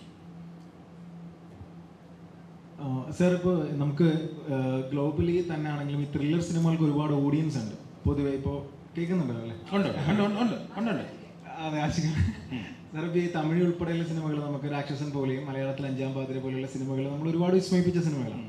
സോ അതിനപ്പുറത്തേക്ക് ഒരു ത്രില്ലർ സിനിമ നമ്മൾ എടുക്കുമ്പോൾ, ഇപ്പോൾ പ്രത്യേകിച്ച് സന്തോഷ് സാർ നമ്മുടെ ഒപ്പം ഉണ്ട്, ഈ ഒരു ത്രില്ലർ സിനിമകൾ എടുക്കുമ്പോൾ സാറിൻ്റെ എഴുത്ത് വഴികളിൽ ഇത്തരം സിനിമകൾ എപ്പോഴെങ്കിലും അല്ലെങ്കിൽ ഇതിനെ കവച്ചു വെക്കുന്ന രീതിയിലുള്ള ഒരു എഴുത്തിലേക്ക് പോയാൽ മാത്രമാണ് ഇനി നമ്മൾ ഫേസ് ചെയ്യാനിരിക്കുന്ന ഒരു നിരൂപക വൃന്ദം ഉണ്ടല്ലോ, സോ അതിനെ ട്രീറ്റ് ചെയ്യുകയും സീറ്റിംഗ് എഡ്ജ് ത്രില്ലറിലേക്ക് സിനിമയെ കൊണ്ടുവരാനും സാർ അത്തരം റെഫറൻസുകൾ എടുത്തിട്ടുണ്ടായിരുന്നു. ഞാൻ സന്തോഷിച്ചാണോ പറയേണ്ടത്, ഞാനാണോ പറയേണ്ടത്? ആര് പറഞ്ഞാലും സന്തോഷിച്ച് കൊടുക്കാം. നിരൂപക വൃന്ദം, അതിൻ്റെ അർത്ഥം അല്ല സാറിന് എന്തായാലും അറിയായിരിക്കും. അതറിയാം, എനിക്ക് അവരെയാണ് ഭയവും, ഭയങ്കര ഭയം. ഞാനതാണ് ഒന്നും മിണ്ടാതിരിക്കുന്നത്. കാരണം നമ്മൾ എന്തൊക്കെ അവകാശപ്പെട്ടാലും നമ്മൾ എന്തൊക്കെ കഷ്ടപ്പെട്ടാലും, ഇപ്പോൾ നമ്മുടെ കഷ്ടപ്പാടിൻ്റെ എല്ലാം ഉണ്ട്, കഷ്ടപ്പാടൊക്കെ അതൊന്നും കാണികൾക്ക് അറിയേണ്ട കാര്യമില്ല. ശരിയല്ലേ? അവർ തിയേറ്ററിനകത്ത് കയറി അവർ ഏത് ജോണറുള്ള സിനിമയാണ് കാണാൻ വന്നത്, ത്രില്ലറാണോ, ഫാമിലിയാണോ, ലവ് സ്റ്റോറിയാണോ, അതോ സെക്സ് മൂവിയാണോ, എന്താ ഇവിടെ വാട്ട് എവർ ഇറ്റ് ഈസ്, ആ സാധനം അവർക്ക് കൊടുത്ത കാശിന് മുതലായി മാത്രമേ അവർ അംഗീകരിക്കുകയുള്ളൂ. അല്ലെങ്കിൽ ഇപ്പോൾ പഴയ പോലെ പണ്ട് ഞാനേലേക്ക് ഒരു കത്ത് എഴുതി 2 ആഴ്ച കഴിഞ്ഞിട്ട് അത് പ്രസിദ്ധീകരിച്ച് വന്നത്. ഇപ്പം അങ്ങനെയല്ല, അപ്പാപ്പ കിട്ടും ഇല്ലേ? അതൊരു നമ്മൾ എനിക്കത് വിഷമമുണ്ട്. പക്ഷെ അത് അവർക്ക് അവരുടെ അവകാശമാണ്. അത് അവർ ചെയ്യുന്നു. അവർ കൊടുത്ത കാശിന് അവർ പ്രതീക്ഷിച്ച സാധനം കിട്ടിയില്ലെങ്കിൽ അവർ തെറി വിളിക്കും, നമ്മൾ എത്ര കഷ്ടപ്പെട്ടാലും ശരി. പിന്നെ ചോദിച്ചതിൽ നമ്മൾ റെഫറൻസ് എന്ന് പറഞ്ഞാൽ ഞാൻ പറഞ്ഞല്ലോ, എപ്പോഴും താങ്കൾ പറഞ്ഞ പോലെ ലോക സിനിമയിൽ അന്നും ഇന്നും എന്നും ഓഡിയൻസ് ഉള്ളതാണ് ഈ ജോണറുള്ള സിനിമ. ഇത്രയും ക്രൈം ത്രില്ലർ അങ്ങനെയുള്ള സംഭവങ്ങൾ. അതിൽ നമ്മൾ തമ്മിൽ ഇന്നലെ സംസാരിച്ചിരുന്നു. ഇല്ല, നമ്മൾ കണ്ടിട്ടുണ്ടായിരുന്നു, ഇന്റർവ്യൂ എടുത്തിട്ടുണ്ടായിരുന്നു. ചോദ്യം ഞാൻ ഇന്നലെ ഉത്തരം പറഞ്ഞു. അപ്പോൾ ഇത് എന്നും ഈ മനുഷ്യനുണ്ടായ കാലം മുതൽ ആദോ അവയും കേനൻ്റെ ആപ്പിൽ ഇവിടെ ക്രൈം നടന്നു, ബ്രദറെ വെട്ടിക്കൊന്ന് ക്രൈം നടന്നു. അപ്പോൾ ക്രൈം എന്നാണ് ഈ ലോകം ഉണ്ടായിരിക്കുന്നത്. അപ്പോൾ ക്രൈം ആൻഡ് പണിഷ്മെൻ്റ് എപ്പോഴും നമ്മൾ പറയുന്ന രീതി പോലെയാണ്. അതേ ഒന്നേ ഉള്ളൂ ക്രൈം ആൻഡ് പണിഷ്മെൻറ്റ്. നമ്മൾ കൊല ചെയ്താലും റേപ്പ് ചെയ്താലും ഡെക്കോയിറ്റി നടത്തിയാലും ഒക്കെ നമുക്ക് പറയാനുള്ള മനുഷ്യനുള്ള കാലം മുതൽ അതുണ്ട്. അപ്പോൾ അതെങ്ങനെ പറയുന്നു എന്നുള്ളതാണ്. പക്ഷേ നമ്മൾ വ്യത്യസ്തതയ്ക്ക് വേണ്ടി ഒരുപാട് മാറ്റി. ഇപ്പോൾ നമ്മൾ സൈലൻസ് ഓഫ് ദ ലാമ്പ് എന്ന് പറഞ്ഞൊരു പടം നിങ്ങളെല്ലാവരും കണ്ട പടമായിരിക്കും. അതെന്തുകൊണ്ട് ഇപ്പോഴും അതൊന്നും റീമേക്ക് ചെയ്യപ്പെടുന്നില്ല? അതിൻ്റെ കഥ എടുത്ത് ഒരു ഭാഷയിലും വരുന്നില്ല. വന്നിട്ടുണ്ടോ? ഇല്ല. ഉണ്ടോ? വന്നിട്ടില്ല. സൈക്കോപാത്തുകളുടെ കഥയിൽ ഒരു വൺ ഓഫ് ദ ബെസ്റ്റ് സിനിമയാണ് സൈലൻസ് ഓഫ് ദ ലാമ്പ്. അത് ഒരു റീജിയണൽ ലാംഗ്വേജുകളിലൊന്നും അങ്ങനത്തെ ഒരു സിനിമ വന്നിട്ടില്ല. അത് മാത്രമായിട്ട് സ്റ്റാമ്പ് ചെയ്ത് അതിൻ്റെ ഒരു സ്ഥാനത്ത് നിൽക്കുന്ന പടങ്ങളാണ്. ഡ്രാക്കുള, ബ്രാം സ്റ്റോക്കറിൻ്റെ, അതും പലരൊക്കെ ട്രൈ ചെയ്തിട്ടുണ്ടെങ്കിലും നമ്മൾ കണ്ടിരിക്കുന്നതിൻ്റെ അത്ര ഇല്ല. അപ്പോൾ ഇത് ഈ തിരക്കഥയെക്കുറിച്ച് ഞാനിപ്പോൾ പറയാം, ബാക്കി ഒന്നിനെക്കുറിച്ച് ഞാൻ പറയാൻ ആളല്ല. ഇതൊരു AK സന്തോഷ് എന്ന് പറഞ്ഞ പാവപ്പെട്ട തിരക്കഥകത്ത് എഴുതിയ ഒരു ക്രൈം ത്രില്ലറാണ്. അത് നിങ്ങൾക്ക് എങ്ങനെയാണെന്നുള്ള നാളെ ഈ സമയത്ത് അറിയാം, നിൽക്കണോ പോകണോ. എനിക്ക് അത്രയേ ഉള്ളൂ. ഒരു അവകാശവാദവും ഇല്ല ഇതിൽ. നമ്മൾ എന്തൊക്കെ ചെയ്താലും എത്ര ഭീകരമാണെന്ന് പറഞ്ഞാൽ ആ ജനം 2 മണിക്കൂർ കൊണ്ട് വിധി എഴുതിയിട്ട് അവൻ തീർത്തിട്ട് പോകും. പറ്റുമെങ്കിൽ അമ്മയ്ക്കും മുത്തിക്കും വിളിക്കുകയും ചെയ്യും. പണ്ടതില്ലായിരുന്നു, ഇപ്പം അതുണ്ട്. ആ ഒരു ഭയം എനിക്ക് ഇല്ലാന്ന് ഞാൻ പറയുന്നില്ല. അത് എല്ലാവർക്കും ഉണ്ടാവുകയും വേണം. കാരണം അവർ നിസ്സാരരല്ല നിങ്ങൾ. ആ വിശ്വാസം എനിക്കുണ്ട്. പക്ഷെ അതുകൊണ്ട് നമുക്ക് മുന്നിൽ വരുന്നൊരു പടം ആ ഭയം കൊണ്ട് ചെയ്യാതിരിക്കാനും പറ്റില്ല. നമുക്കും ജീവിക്കണം. അപ്പോൾ അത് പിന്നെ എനിക്കിപ്പോൾ ഇവിടെ ഇരുന്നുകൊണ്ട് ഈ പ്രേക്ഷകരോടും നിങ്ങളോടും പറയാനുള്ളത്, തല്ലിക്കൊന്നുകളായിരുന്നു മാത്രമേ ഉള്ളൂ. അതൊരു കാരണം ഇതിനൊന്നും നമുക്കൊന്നും മാറ്റാൻ, അങ്ങനെ ചെയ്യുന്നു ഇങ്ങനെ ചെയ്യുന്നു നിയമപരമായ നിയമം കൊണ്ടൊന്നും ഈ റിവ്യൂസിനെയോ അല്ലെങ്കിൽ കമൻസിനൊന്നും നമുക്ക് സ്റ്റോപ്പ് ചെയ്യാൻ പറ്റില്ലല്ലോ. ഇല്ല, ഒരിക്കലും പറ്റില്ല. കാരണം ഞാൻ പറയുന്നത് എന്തെന്നറിയോ, ഈ സിനിമ പണ്ട് ഒരു മലയാള സിനിമ എന്ന് പറയുന്നത് നമുക്ക് വളരെ കുറവുണ്ടായി. ഇപ്പം അങ്ങനെയല്ല. മലയാള സിനിമയല്ല, തമിഴ്, തെലുങ്ക്, ഹിന്ദി, കന്നഡ, അതോ ഫോറിൻ ലാംഗ്വേജ്, ലാറ്റിൻ അമേരിക്കൻ സിനിമകൾ ചോയ്സ് എന്ന് പറഞ്ഞാൽ നമ്മുടെ മുമ്പിൽ ഇഷ്ടം പോലെയാണ്. അപ്പം അവരുടെ ഫെസിലിറ്റി ഒന്നും ഇല്ലാണ്ട് നമ്മൾ സിനിമ ഉണ്ടാകും. അപ്പോൾ ഇവർ കമ്പയർ ചെയ്യുന്നത് എപ്പോഴും അത്ര സിനിമകളോടായിരിക്കാം. അവരെ കുറ്റം പറയില്ല. അവരുടെ യങ് ബ്രെയിനാണ്, യങ് മൈൻഡാണ്, അവർ റോബസ്റ്റാണ്. അപ്പോൾ അവരുടെ മുമ്പിൽ നമ്മൾ കൊണ്ടുവന്ന് വയ്ക്കും, നമ്മളാൽ കഴിയുന്നത് കൊണ്ടുവന്ന് വയ്ക്കുക. അവരെങ്ങനെ സ്വീകരിക്കുന്നുള്ളതാണ്. അവരെ പിന്നെ എന്താ പറയുക, റിക്വസ്റ്റോ പ്രാർത്ഥനയോ ഒക്കെ ഉള്ളൂ രക്ഷപ്പെടുത്തി തരുന്നതാണ്. അതേ ഉള്ളൂ, വേറെ ഒരു അവകാശവാദവും ഇല്ല എൻ്റെ സുഹൃത്തുക്കളെ. എന്നോടാ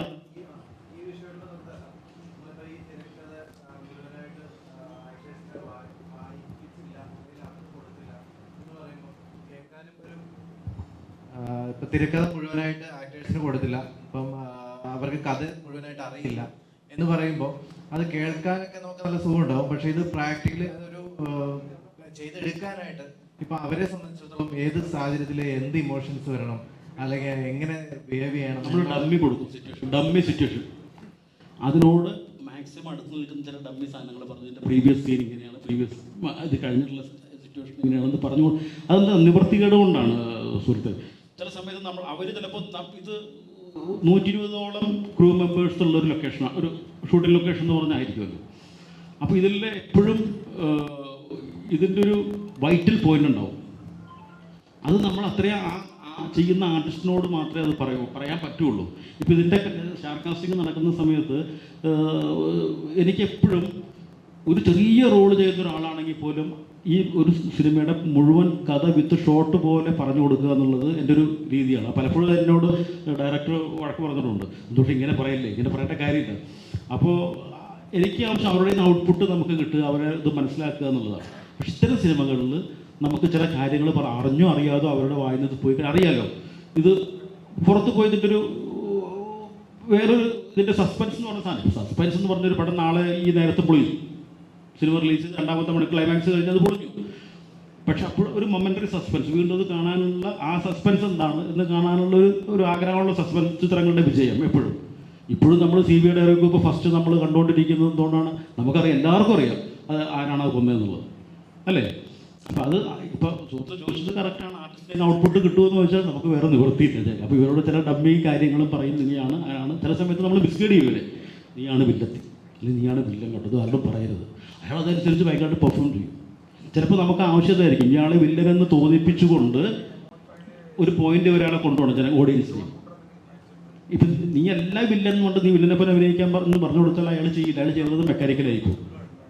അപ്പോൾ അയാൾ ഒരു സെർട്ടൈൻ ലിമിറ്റ് വരെ നീയാണ് ഇതെല്ലാം ചെയ്യുന്നത്, താനാണ് ചെയ്യുന്നത്, ഇങ്ങനെ ചെയ്യണമെന്ന് പറഞ്ഞ് കൊണ്ടുപോയിട്ട് അല്ല എന്ന് പറയുന്ന. അപ്പോൾ കുറച്ചും കൂടി എനിക്ക് തോന്നുന്നത് നാച്ചുറൽ ആയിട്ടുള്ളൊരു ഓർഗാനിക് ആയിട്ടുള്ളൊരു ഔട്ട്പുട്ട് കിട്ടുന്നതാണ് എനിക്ക് തോന്നിയിട്ടുള്ളതും അനുഭവവും. ഞാൻ സംസാരിച്ചോട്ടെ ഇപ്പോൾ സാറ് പറഞ്ഞ കാര്യത്തിൽ? അതിനകത്ത് ഒരു കാര്യം കൂടെ പറയാം. ഇപ്പോൾ നമ്മളൊരു സീൻ എടുക്കുമ്പോൾ ബ്ലാങ്ക് ആയിട്ട് വിടുകയല്ല. അവരോട് ആ സീൻ എടുക്കുമ്പോൾ ആ സീനിൽ ചെയ്യേണ്ട എല്ലാ ഡീറ്റെയിൽസും നമ്മൾ പറഞ്ഞു കൊടുക്കും.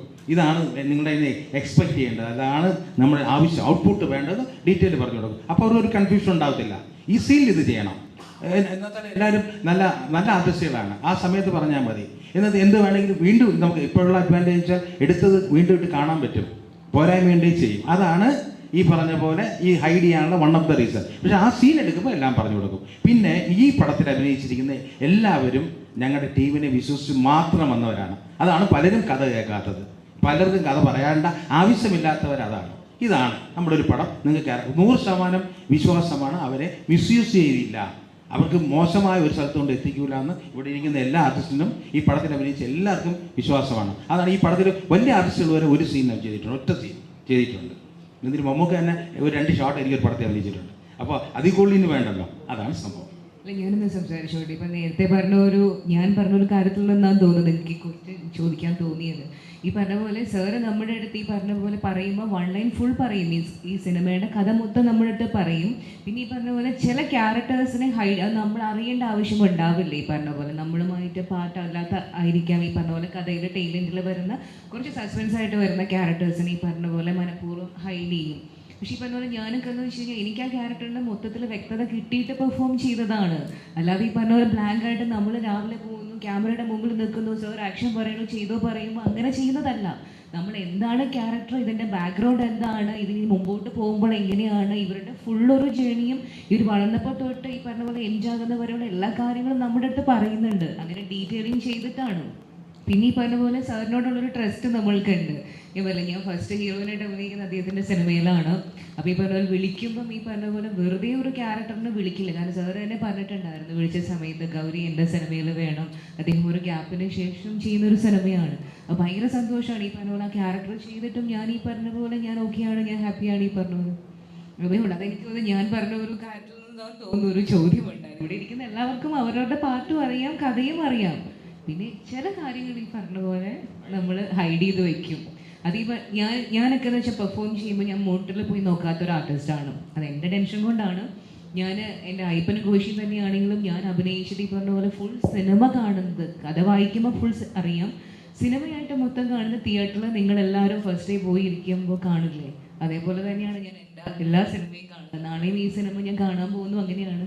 അപ്പോഴാണ് എനിക്ക് ഈ സിനിമയിൽ ഇങ്ങനെ കാര്യങ്ങളുണ്ടല്ലോ, ഇങ്ങനെ ആർട്ടിസ്റ്റുകൾ ഇങ്ങനെ ചെയ്തിട്ടുണ്ടല്ലോ, ഇതാണ് കഥ എന്നുള്ളത് ഫുൾ നമ്മൾക്ക് മനസ്സിലാവുന്ന അപ്പോഴാണ്. അതിനെനിക്ക് തോന്നുന്നു ഒരു ത്രില്ലിംഗ് ഉണ്ട് ഫസ്റ്റ് കാണുമ്പോൾ.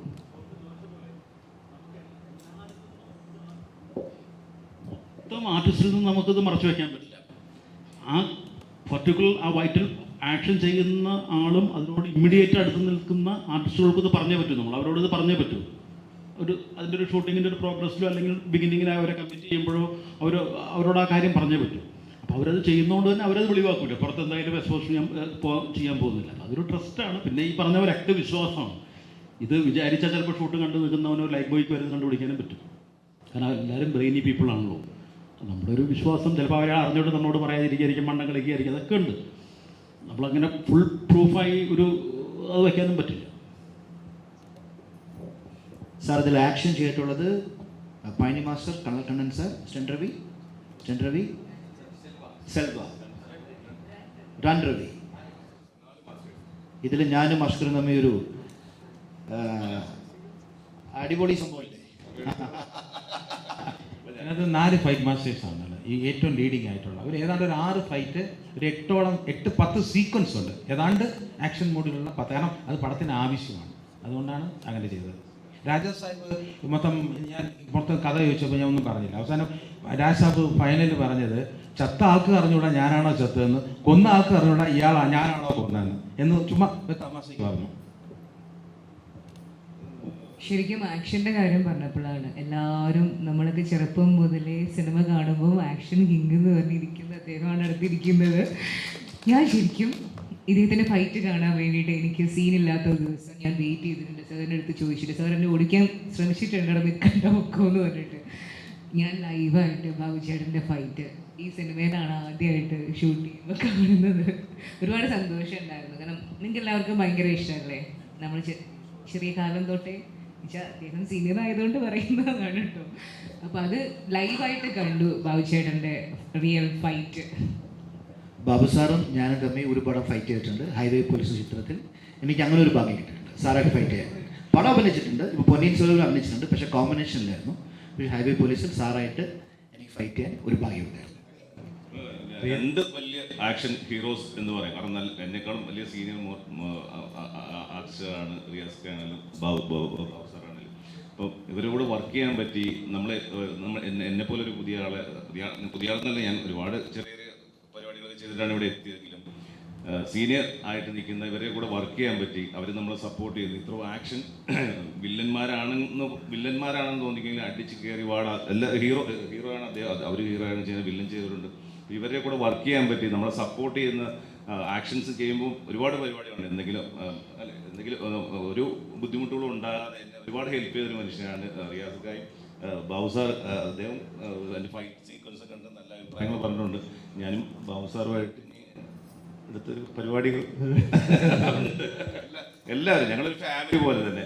അത് വളരെ സന്തോഷമുള്ള എല്ലാത്തിൻ്റെയും നെടുതൂണായിട്ട് TS സാറ്, ഇദ്ദേഹത്തെ പോലെ വലിയൊരു ഡയറക്ടർ നമ്മുടെ കൂടെയുണ്ട്. അതുപോലെ നമ്മൾ സപ്പോർട്ട് ചെയ്യുന്ന നമ്മുടെ ഒരു വലിയൊരു പ്രൊഡ്യൂസർ ഉണ്ട്. ഞങ്ങളെല്ലാവരും ഒരു കുടുംബം, അത്രേ ഉള്ളൂ. സിനിമയിൽ വേറെ കളത്തരങ്ങളൊന്നുമില്ല, ഒരു കുടുംബം, എല്ലാവരും ജീവിക്കാൻ വേണ്ടി കഷ്ടപ്പെടുന്ന ആൾക്കാരല്ലേ അല്ലേ.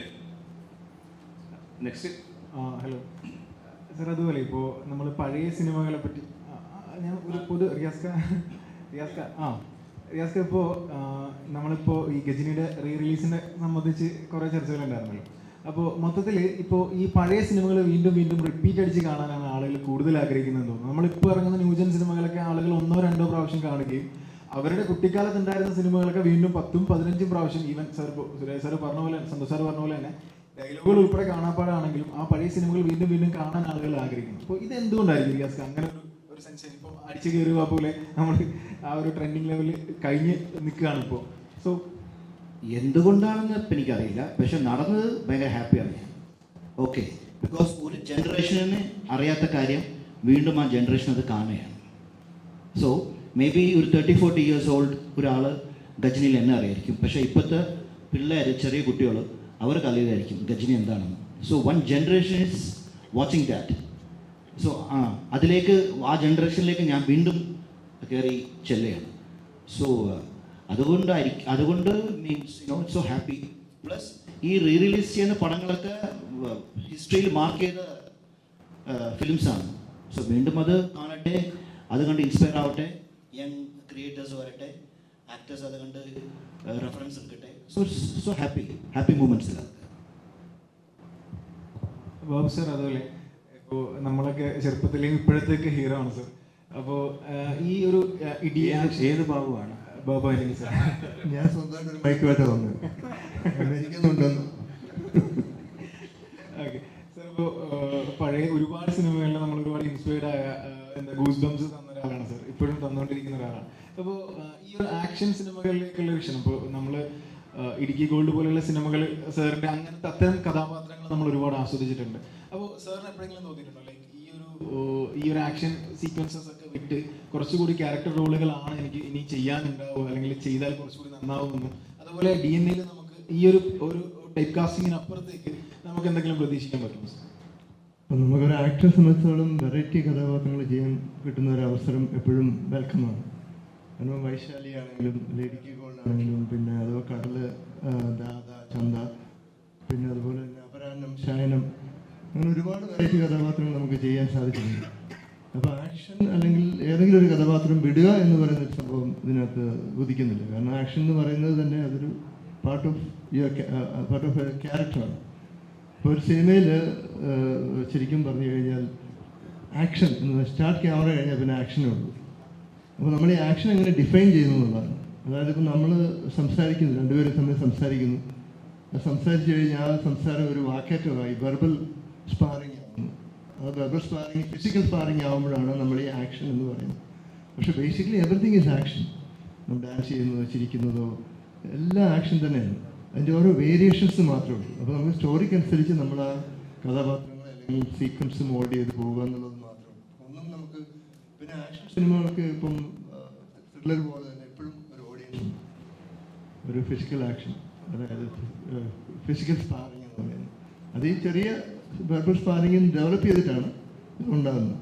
അപ്പോൾ അതിൻ്റെ ഒരു ബാക്ക്ഗ്രൗണ്ട്, അതായത് ആ ഫൈറ്റ് ചെയ്യേണ്ട സമയത്ത് നമ്മൾ ഫൈറ്റ് ചെയ്യണം. അല്ലാണ്ട് വെറുതെ ഒരു ഫൈറ്റ് കാണിക്കാൻ വേണ്ടി ഫൈറ്റ് ചെയ്യുമ്പോൾ അതൊരു ഡെമോൺസ്ട്രേഷനാണ്. So you have to go with the story.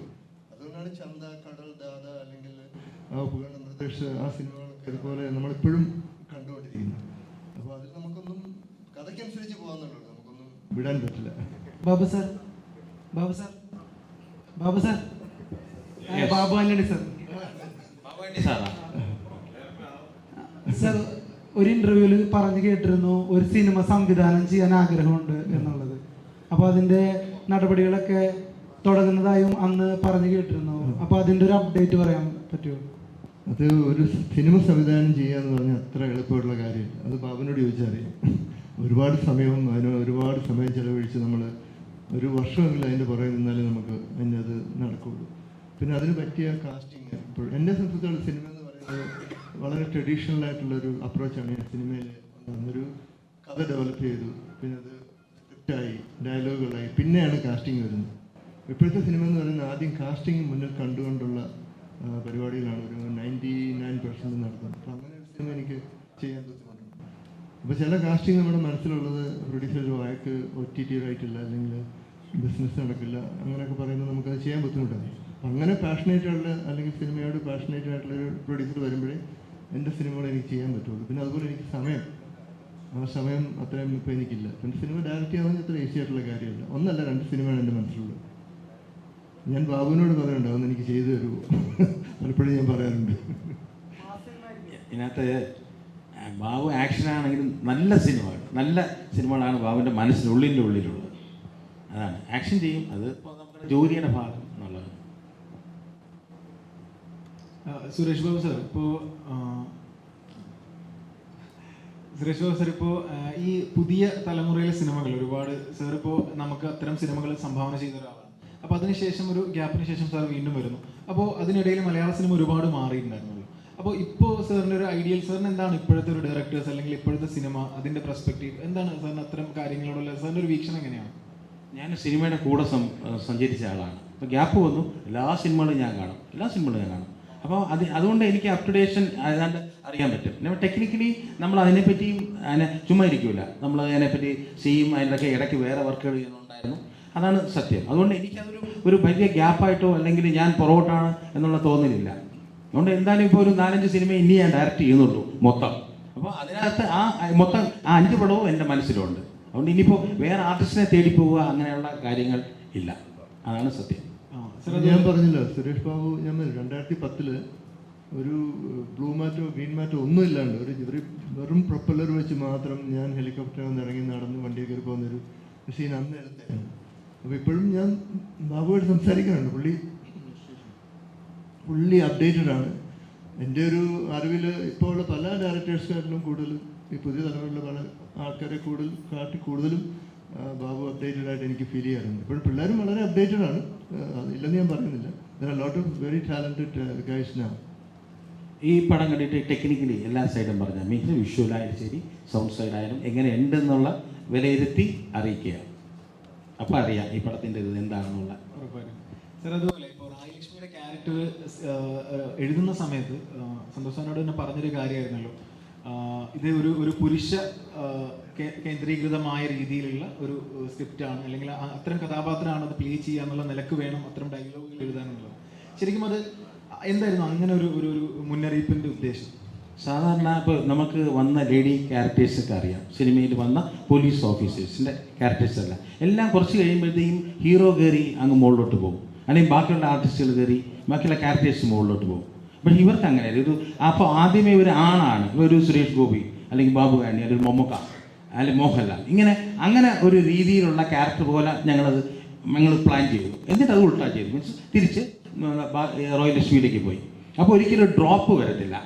കാരണം മോഹൻലാലിനെ അല്ലെങ്കിൽ ഈ പറഞ്ഞ സുരേഷ് ഗോപി അല്ലെങ്കിൽ ബാബു ആന്റി അല്ലെങ്കിൽ മമ്മൂക്കയോ നമുക്ക് ഒരു ക്യാരക്ടർ പോലീസ് ഓഫീസറുടെ ക്യാരക്ടർ ഇട്ട് നമുക്ക് തിരിച്ച് താത്തിയെടുക്കാൻ പറ്റത്തില്ല. ആ ഒരു റേഞ്ച് വേണ്ടി ഞങ്ങൾക്കൊരു ചേഞ്ചിന് വേണ്ടിയിട്ടാണ് നമ്മളങ്ങനെ പ്ലാൻ ചെയ്തത്. അതൊരു ഡിഫറെൻറ്റ് ക്യാരക്ടറാണ്, അവർ മനോഹരമായിട്ട് ചെയ്തിട്ടുണ്ട്. ഇടയ്ക്ക് ഞങ്ങൾക്ക് വേറൊരു 3-4 കാസ്റ്റിംഗ് ഇങ്ങനെ മനസ്സിൽ തോന്നിയാണ്, പക്ഷെ അതൊക്കെ ഇത് വന്നപ്പോൾ ഒന്നും അല്ലാതെ അത്ര മനോഹരമായിട്ട് ലക്ഷ്മി റോയ് ചെയ്തിട്ടുണ്ട്. അത് പണം കാണുമ്പോൾ അറിയാം. Royal Lakshmi royal Lakshmi.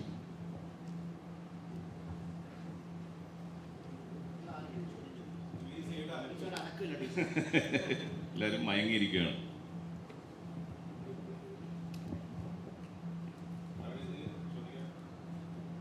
ആരും മിണ്ടുന്നില്ല.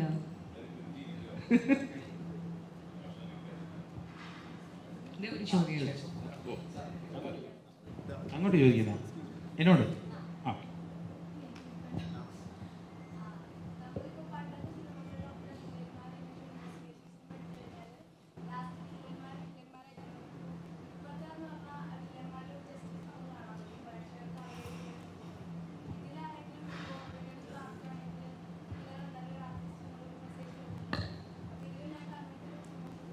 ഇത് വേറൊരു പാറ്റേണാണ്. ഈ DNA എന്ന് പറഞ്ഞാൽ വേറെ പാറ്റേൺ. അപ്പോൾ മോള് പറഞ്ഞ ആ സംഭവങ്ങളൊക്കെ ഞാൻ ഉപയോഗിച്ചിട്ടുണ്ട്. എൻ്റെ പ്രായ്ക്കര പാപ്പാൽ ഭീമൻ്റെ ഭയങ്കര വില്ലനാണ്. ക്ലൈമാക്സ് സമയത്ത് ഒരു ട്വിസ്റ്റ് ചെയ്തു, അയാൾ ഹീറോയോടെ ചേർന്നു. അതുപോലെ തന്നെ സ്റ്റാലിൻ ശിവാസിൽ ജഗദീഷ് നല്ലവനായിട്ട് വരും, പിന്നെ വില്ലനായിട്ട് ട്വിസ്റ്റ് ആകും, ക്ലൈമാക്സ് പിടിച്ച് വീണ്ടും തിരിച്ച് ഹീറോയോടെ ചേരും. അത് ചുമ്മാ ഒരു ടെക്നിക്കലി ചെയ്യുന്നതാണ്. എപ്പോഴും ഒരു കാര്യം ഓർത്തോളണം, വില്ലനായിട്ട് ചെയ്തുകൊണ്ടിരിക്കുന്ന ആൾ പെട്ടെന്ന് ട്വിസ്റ്റ് ചെയ്ത് ഹീറോയോടെ ചേരുമ്പോൾ അതിന് ഭയങ്കര ഹൈലൈറ്റാണ്. എപ്പോഴും ശ്രദ്ധിച്ചാൽ മതി. ഒരു വില്ലനായിരിക്കും, ആളുകൾ ഇയാളെ വെറുത്ത് നിൽക്കും, പെട്ടെന്നൊരു ചേഞ്ച് ചെയ്തിട്ട് ഹീറോയുടെ കൂടെയോ അല്ലെങ്കിൽ അതിൽ നല്ല രക്ഷകനായിട്ടോ മാറുമ്പോൾ കൂടുതൽ ക്ലാപ്സ് കിട്ടുന്നത് എപ്പോഴും ആ ക്യാരക്ടറായിരിക്കും ഹീറോയേക്കാൾ. അതാണ് എൻ്റെ സത്യം.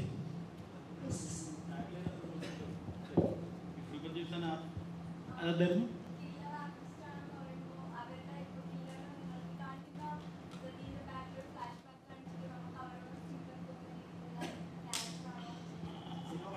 അല്ല, അത് ഈ റിവെഞ്ച് ഈസ് ആൻ ആർട്ട്. പ്രതികാരം ഒരു കലയാണെങ്കിൽ കൊലയാളി ഒരു കലാകാരനാണ് എന്നാണ് എൻ്റെ പച്ചയായ മലയാള പരിഭാഷ എന്ന് പറയുന്നത്. ആ കൊലയാളിയുടെ ചില മോഡസ് ഓപ്പറാണ്ടി കേട്ടപ്പോൾ ഭയങ്കര കോമഡി ആയിട്ടുള്ളൊരു യൂസേജാണ് മോഡസ് ഓപ്പറ എമ്മോ. ആ എമ്മോയെ കുറിച്ച് മെൻഷൻ ചെയ്യുന്നുണ്ട് ഈ ടാഗിൽ. ഈ കില്ലറുടെ മോഡസ് ഓപ്പറാണ്ടി കുറച്ച് ഹൈലൈറ്റ് ചെയ്യുന്ന, അത് കുറച്ച് ആദ്യമായിട്ട് നമ്മുടെ പടത്തിൻ്റെ ഒരു ടാഗ്ലൈൻ പോലെ ഉപയോഗിച്ചതെന്നുള്ളൂ. അതിൽ ചോദ്യത്തിൻ്റെ ഉദ്ദേശം എന്തായിരുന്നു കറക്റ്റ്?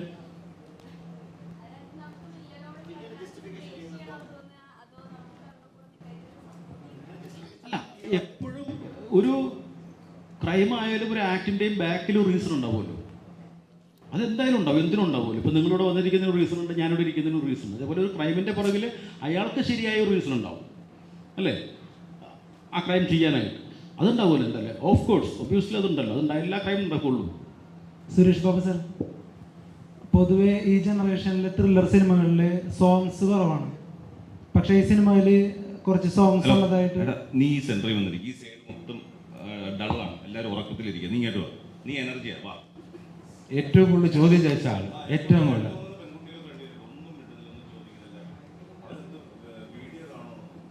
ഈ ഇന്റർവ്യൂവിന്റെ 50% ചോദിച്ച അനിയനാണ് ചോദ്യങ്ങൾ ചോദിച്ചു. Thank you sir. ഓക്കെ, പറഞ്ഞു സാർ. സാധാരണ ഇപ്പോൾ ഇറങ്ങുന്ന ത്രില്ലർ സിനിമകളിൽ സോങ്സ് കുറവാണ്, സോങ്സ് അങ്ങനെ ഫോഴ്സ്ഫുള്ളി വയ്ക്കാറില്ല. പക്ഷേ ഈ സിനിമയിൽ കുറച്ച് സോങ്സ് ഉണ്ട്. അതും പഴയ സിനിമകളിലൊക്കെ കാണുന്ന പോലെ ആർട്ടിസ്റ്റുകളൊക്കെ വെച്ചിട്ടുള്ള രീതിയിലാണ് ട്രീറ്റ് ചെയ്തിരിക്കുന്നത്. അപ്പോൾ അങ്ങനെ ഇന്നത്തെ കാലത്ത് ട്രീറ്റ് ചെയ്യുമ്പോൾ എന്തെങ്കിലും ഒരു തരത്തിൽ അതിനെ ബാധിക്കും തോന്നുന്നുണ്ടോ ഈ ജനറേഷനിലെ സിനിമ വെച്ചിട്ട്? ഈ പടത്തിലെ 2 പാട്ടാണ് ഇതിനകത്തുള്ളത്.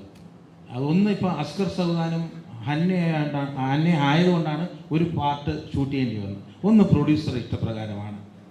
സത്യം ആ ഒരു പാട്ട് ചെയ്തത് പ്രൊഡ്യൂസർക്ക് അങ്ങനെ ഒരു സോങ് വേണമെന്ന് അദ്ദേഹം ആ പാടെ ഈ പടത്തിൽ ബാധിക്കുന്നത് അത് മാത്രമാണ്. അതുകൊണ്ടാണ്. പക്ഷേ ആക്ച്വൽ നമ്മൾ ഇപ്പോഴത്തെ ഒരു കണ്ടീഷനിൽ ഇനി ഒരു പടം ഞാൻ ചെയ്യുകയാണെങ്കിൽ ഇങ്ങനെയുള്ള സോങ്ങിൻ്റെ ഒരു സാധനം ആയിരിക്കില്ല ഞാൻ ഷൂട്ട് ചെയ്യാൻ പോകുന്നത്. പക്ഷേ ഇത് ഈ പടത്തിന് ലയിച്ചിരിക്കും. മീൻസ് അത് സിറ്റുവേഷനായിട്ട് മാച്ച് ആയതുകൊണ്ടാണ് ഞാൻ ഈ പാട്ട് ഷൂട്ട് ചെയ്തത്. തീർച്ചയായിട്ടും ഇനി അടുത്തൊരു പടം ചെയ്യുമ്പോൾ ഇങ്ങനെ ഒരു സാധനം ആയിരിക്കില്ല എൻ്റെ ഇത് പ്രതീക്ഷിക്കും. മീൻസ് ഈ സോങ്ങിൻ്റെ സൈഡിൽ.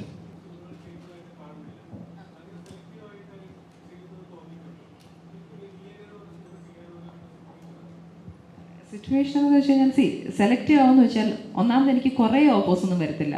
മേ ബി ഒരു ഇയറിൽ 5 or 6 ഓഫേഴ്സ് വരും. ഈ 5 or 6 ഞാൻ മേ ബി 3 എണ്ണേ എടുക്കത്തുള്ളൂ. അത് ഫിൽട്ടർ ചെയ്യാൻ കാര്യം I want to do versatile characters. വ്യത്യസ്തമായിട്ടുള്ള if you check my previous projects രക്ഷാധികാരോട്ടാണെങ്കിലും Kooman, Theerppu, corona, Ranjith cinema, everything എല്ലാത്തിനും ഡിഫറെൻറ്റ് ക്യാരക്ടേഴ്സാണ്. ഈ സിനിമയിൽ I'm doing an RJ. So that is something very vibrant. എൻ്റെ റിയൽ ലൈഫ് എന്ന് പറഞ്ഞാൽ I'm very fun type, അങ്ങനത്തെ ഒരു ടൈപ്പാണ്. So I could relate with this character കുറച്ചൊക്കെ. ബിക്കോസ് RJs എന്ന് പറഞ്ഞാൽ radio jockeys, they are very spontaneous. Come on, who knows, I am an RJ. ട്രെയിലറിൽ പറയുന്നുണ്ട് hello I am RJ Hana Alexander, അത് പറയുന്നുണ്ട്. സോ രഹസ്യം. ഓക്കെ. സോ ഞാനെപ്പോഴും choose ചെയ്യുന്ന വേഴ്സറ്റൈൽ കഥാപാത്രങ്ങളാണ്. അപ്പാർട്ട് ഫ്രം ദാറ്റ് നമ്മുടെ ഈ മൂവി ആസ് സച്ച് നോക്കുവാണെങ്കിൽ who is the director? TS Suresh Babu sir അല്ലേ. സോ ഒബ്വിയസ്ലി നമുക്ക് അദ്ദേഹത്തിൻ്റെ ഒരു പ്രോജക്റ്റിൻ്റെ ഭാഗമാകാൻ കഴിയുന്ന തന്നെ വലിയൊരു കാര്യമാണ്. ദെൻ സന്തോഷ് സാർ വിളിച്ച് കഥ പറഞ്ഞിരുന്നു. And then one special mention, അഷ്കറാണ് എൻ്റെ പേര് നിന്ന് പിച്ച് ചെയ്യുന്നത്. അത് കഴിഞ്ഞതിന് ശേഷം കൺട്രോളർ അനീഷ് പെരുമ്പിലാവ്, അദ്ദേഹത്തിനൊപ്പം ഞാൻ രക്ഷാധികാരിയിൽ വർക്ക് ചെയ്തായിരുന്നു. അപ്പോൾ അദ്ദേഹം എന്നെ വിളിച്ച് കഥയുടെ കാര്യങ്ങൾ പറയുന്നു. പിന്നെ സന്തോഷ് സാർ വിളിച്ചിട്ട് കഥ ഫുൾ നറേറ്റ് ചെയ്യുന്നു. അപ്പോൾ നറേറ്റ് ചെയ്യുമ്പോഴും നമുക്ക് മനസ്സിലാവും നല്ലൊരു. അപ്പോൾ ഞാൻ നറേറ്റ് ചെയ്തപ്പോഴും ചോദിച്ചു ഈ കഥയുടെ ക്ലൈമാക്സ് എങ്ങനെയായിരിക്കും, എന്താണ്? അപ്പം അത് പറഞ്ഞു തരത്തില്ല എന്ന് പറഞ്ഞു. അത് അന്നേരം പറഞ്ഞൊന്നും പറഞ്ഞു തരത്തില്ല എന്ന്. ബട്ട് എനിവേ അപ്പം ഫുൾ കാര്യങ്ങളും എക്സൈറ്റിംഗ് ആയിട്ട് തോന്നിയത് കൊണ്ട് കണ്ണടച്ച് യെസ് പറഞ്ഞു. സോ അങ്ങനെയാണ് DNA ഭാഗമായത്. ഡെന്റിസ്റ്റ് ആണോ നിങ്ങൾ? ഡെന്റിസ്റ്റ് ആണ്. പല്ല് ഫ്രീ ആയിട്ട് പറിച്ചു കൊടുക്കുന്നതായിരിക്കും.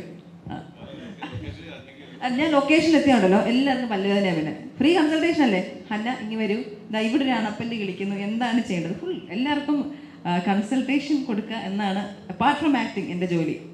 പിന്നെ ഒരു ക്രിയേറ്ററിനോ ഒരു ആക്ടറിനോ ബാക്ക് ടു ബാക്ക് ഫിലിം ചെയ്യണം അങ്ങനെയൊന്നുമില്ല. 100 പടം ചെയ്യണം, 50 പടം, അങ്ങനെയൊന്നുമില്ല. അത് അങ്ങനെയാണത്. ചിലപ്പോൾ ഒരു ആക്ടർ അവരുടെ ലൈഫ് സ്പാനിൽ 10 പടമായിരിക്കും ചെയ്യുന്നത്. ചിലപ്പോൾ ഒരു ക്രിയേറ്റർ അവരുടെ ലൈഫ് സ്പാനിൽ ഒരു 5 പടമായിരിക്കും ചെയ്യുന്നത്. That doesn't matter at all. ആൾ എത്ര പടം ചെയ്യുന്നത്, എന്ത് ചെയ്തു എന്നാണ് മാറ്റർ.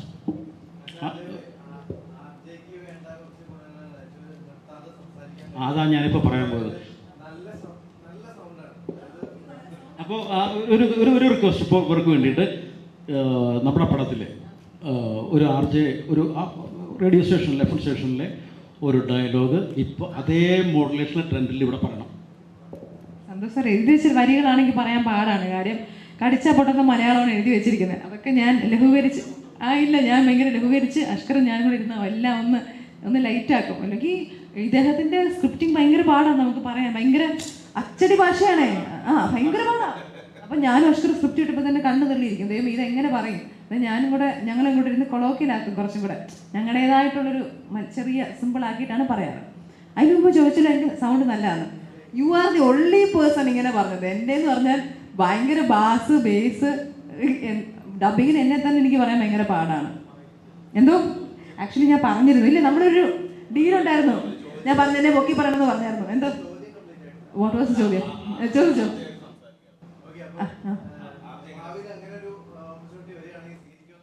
RJ ആവാനോ? അതിൽ ഡയറക്ടർ ആവാൻ ആഗ്രഹം. ആക്ച്വലി ഞാൻ ജിത്തു സാറിന്റെ, PM സാറിന്റെ, TS സുരേഷ് ബാബു സാറിന്റെ ഇവരുടെയൊക്കെ കൂടെ വർക്ക് ചെയ്യുന്നതിൻ്റെ കാര്യം ഇതൊക്കെ എൻ്റെ ക്രാഷ് കോഴ്സസ് ആണ്. ഇവരുടെ ഒക്കെ കൂടെ ഫ്രീ ആയിട്ട് എനിക്കൊരു കോഴ്സ് കിട്ടുകയാണ്. എങ്ങനെ ഡയറക്റ്റ് ചെയ്യാമെന്ന് പഠിക്കുകയാണ്. സോ ഭാവിയിൽ coming years you can see me as a director ഭാവിയിൽ. So I want to be that. Short gap ഉള്ളപ്പോൾ കസേരട്ടപ്പുറത്ത് മോണിറ്റർ എടുത്ത് വന്നിരിക്കും. അതെ, എല്ലാ ഞാൻ കണ്ടോളാൻ പറയും, നോക്കിക്കൊള്ളാൻ പറയും. അങ്ങനെ ഒരു ആഗ്രഹം എന്നോടൊക്കെ നേരത്തെ പറഞ്ഞു. ഞാൻ എല്ലാവരും പറയാറുണ്ട്. തീർച്ചയായിട്ടും ഷോർട്ട് വാച്ച് ചെയ്തോളാൻ പറയും. ഒത്തിരി എന്നെ സഹായിച്ചിട്ടുണ്ട്. നല്ലതല്ലേ ഒരാള് അങ്ങനെ വരാൻ നമുക്ക് പറ്റുന്ന ഒരു ഹെൽപ്പ് സപ്പോർട്ട് നല്ല കാര്യം. അതുകൊണ്ട് അങ്ങനെ ചെയ്യുന്നു. ഓക്കെ. ഞാൻ ആർജെ ആക്കി ഞാൻ പറയും, അഷ്കറും പറയണം. ഞങ്ങൾ രണ്ടും കൂടെ ആർജേസ് അല്ലേ, അഷ്കർ പറയണം. അപ്പോൾ ഞാൻ പറഞ്ഞിട്ട് അഷ്കറാണേ. എന്നെ പഠിപ്പിച്ചു തന്നത് അഷ്കറാണ്. ക്രെഡിറ്റ് അഷ്കറിന്. കാര്യം ഷോർട്ടിനിടയ്ക്ക് ഞങ്ങൾ രണ്ടുപേരും നമ്മുടെ സ്റ്റേഷനിൽ ഇരിക്കുമായിരിക്കും. അന്നേരം ഡയലോഗ് തരും. ഈ ഡയലോഗ് പഠിക്കാൻ തന്നെ പാട്. അപ്പം ഞാൻ അഷ്കർ ഇത് എങ്ങനെ നമ്മൾ പറയും? ഏടി അത് സിമ്പിളാണ്, അത് ഇങ്ങനെ പറയും, ഇച്ചിരി പിച്ച് ചെയ്ത് കുറച്ചും കൂടെ എനർജി കൂട്ടി പറ. അപ്പം ഞാൻ ഓരോ ആദ്യത്തെ ഷോട്ട് കഴിയുമ്പോൾ സുരേഷ് സാർ എന്നാ ഇത് പോരാ, ഇത് ഇച്ചിരിയേ ഉള്ളൂ, കുറച്ചും കൂടെ കൂട്ട് അങ്ങനെ കൂട്ടി അങ്ങ് ഹൈയിലെത്തുമ്പോഴാണ് ആർജെ ആവുന്നത്. Mean you have to be on that vibe peak. അതിപ്പോൾ വരത്തില്ല. എന്നാലും ചുമ്മാ പറയാം. Hello, welcome Kochi. This is Hena Alexander and നിങ്ങൾ കേട്ടുകൊണ്ടിരിക്കുന്നത് ഫയർ FM 81.7. സോ എൻ്റെ ഒപ്പം ഉള്ളത് ലക്ഷ്മി നാരായണൻ ഉണ്ടോ കഥാപാത്രത്തിന്റെ പേര്? So handing over the mic to Lakshmi Narayanan. എല്ലാ ഈ കൊച്ചു രഹസ്യമൊക്കെ വെളിയിലാക്കുമെന്ന് തോന്നുന്നു. അപ്പം ഹലോ, നമസ്കാരം കൊച്ചി, ഞാൻ അഷ്കർ സൗദാൻ. നാളെ DNA റിലീസാണ്. എല്ലാവരും തിയേറ്ററിൽ പോയി കാണുക, ഞങ്ങളെ സപ്പോർട്ട് ചെയ്യുക.